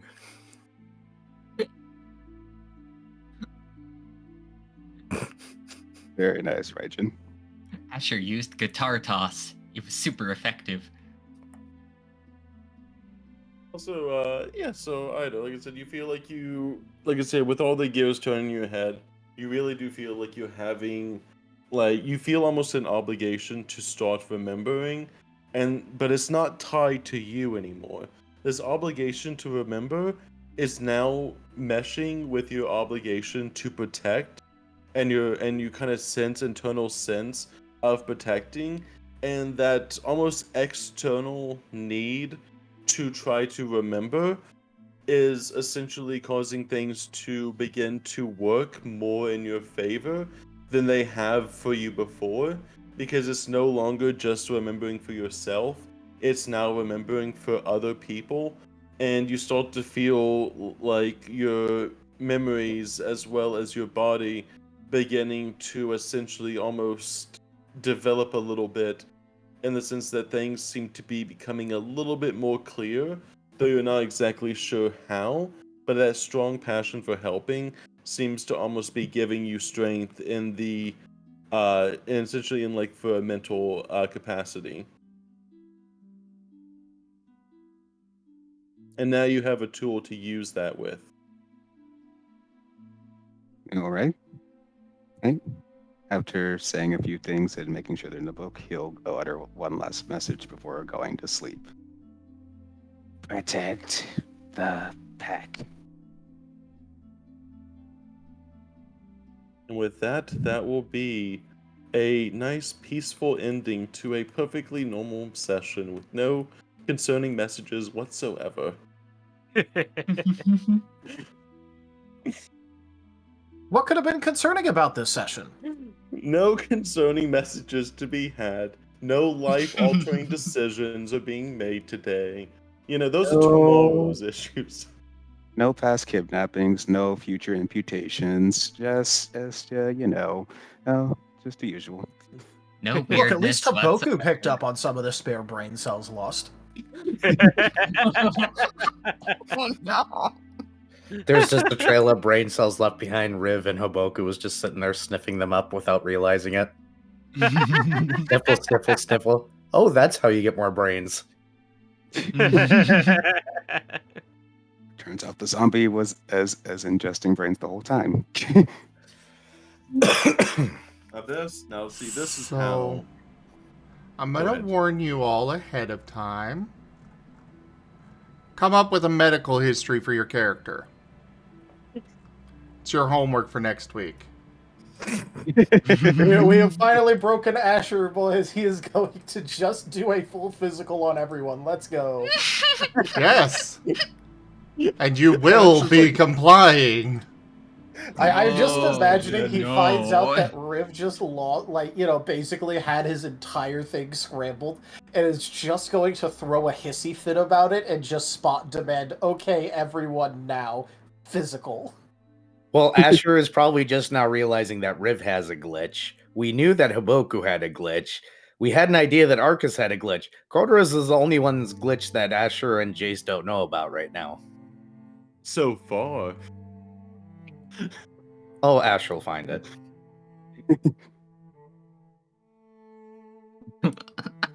So next episode, a bunch of bad stuff, and then Asher ripping apart people's medical histories in a big talk. Woo! Next session's title. It's time for your The physical. doctor is the doctor is in. The doctor is in. Yes. Yes. And he is done. I mean, with this The full doctor rest, is I'm now at 3 dots of medicine. So He's gonna use those dots.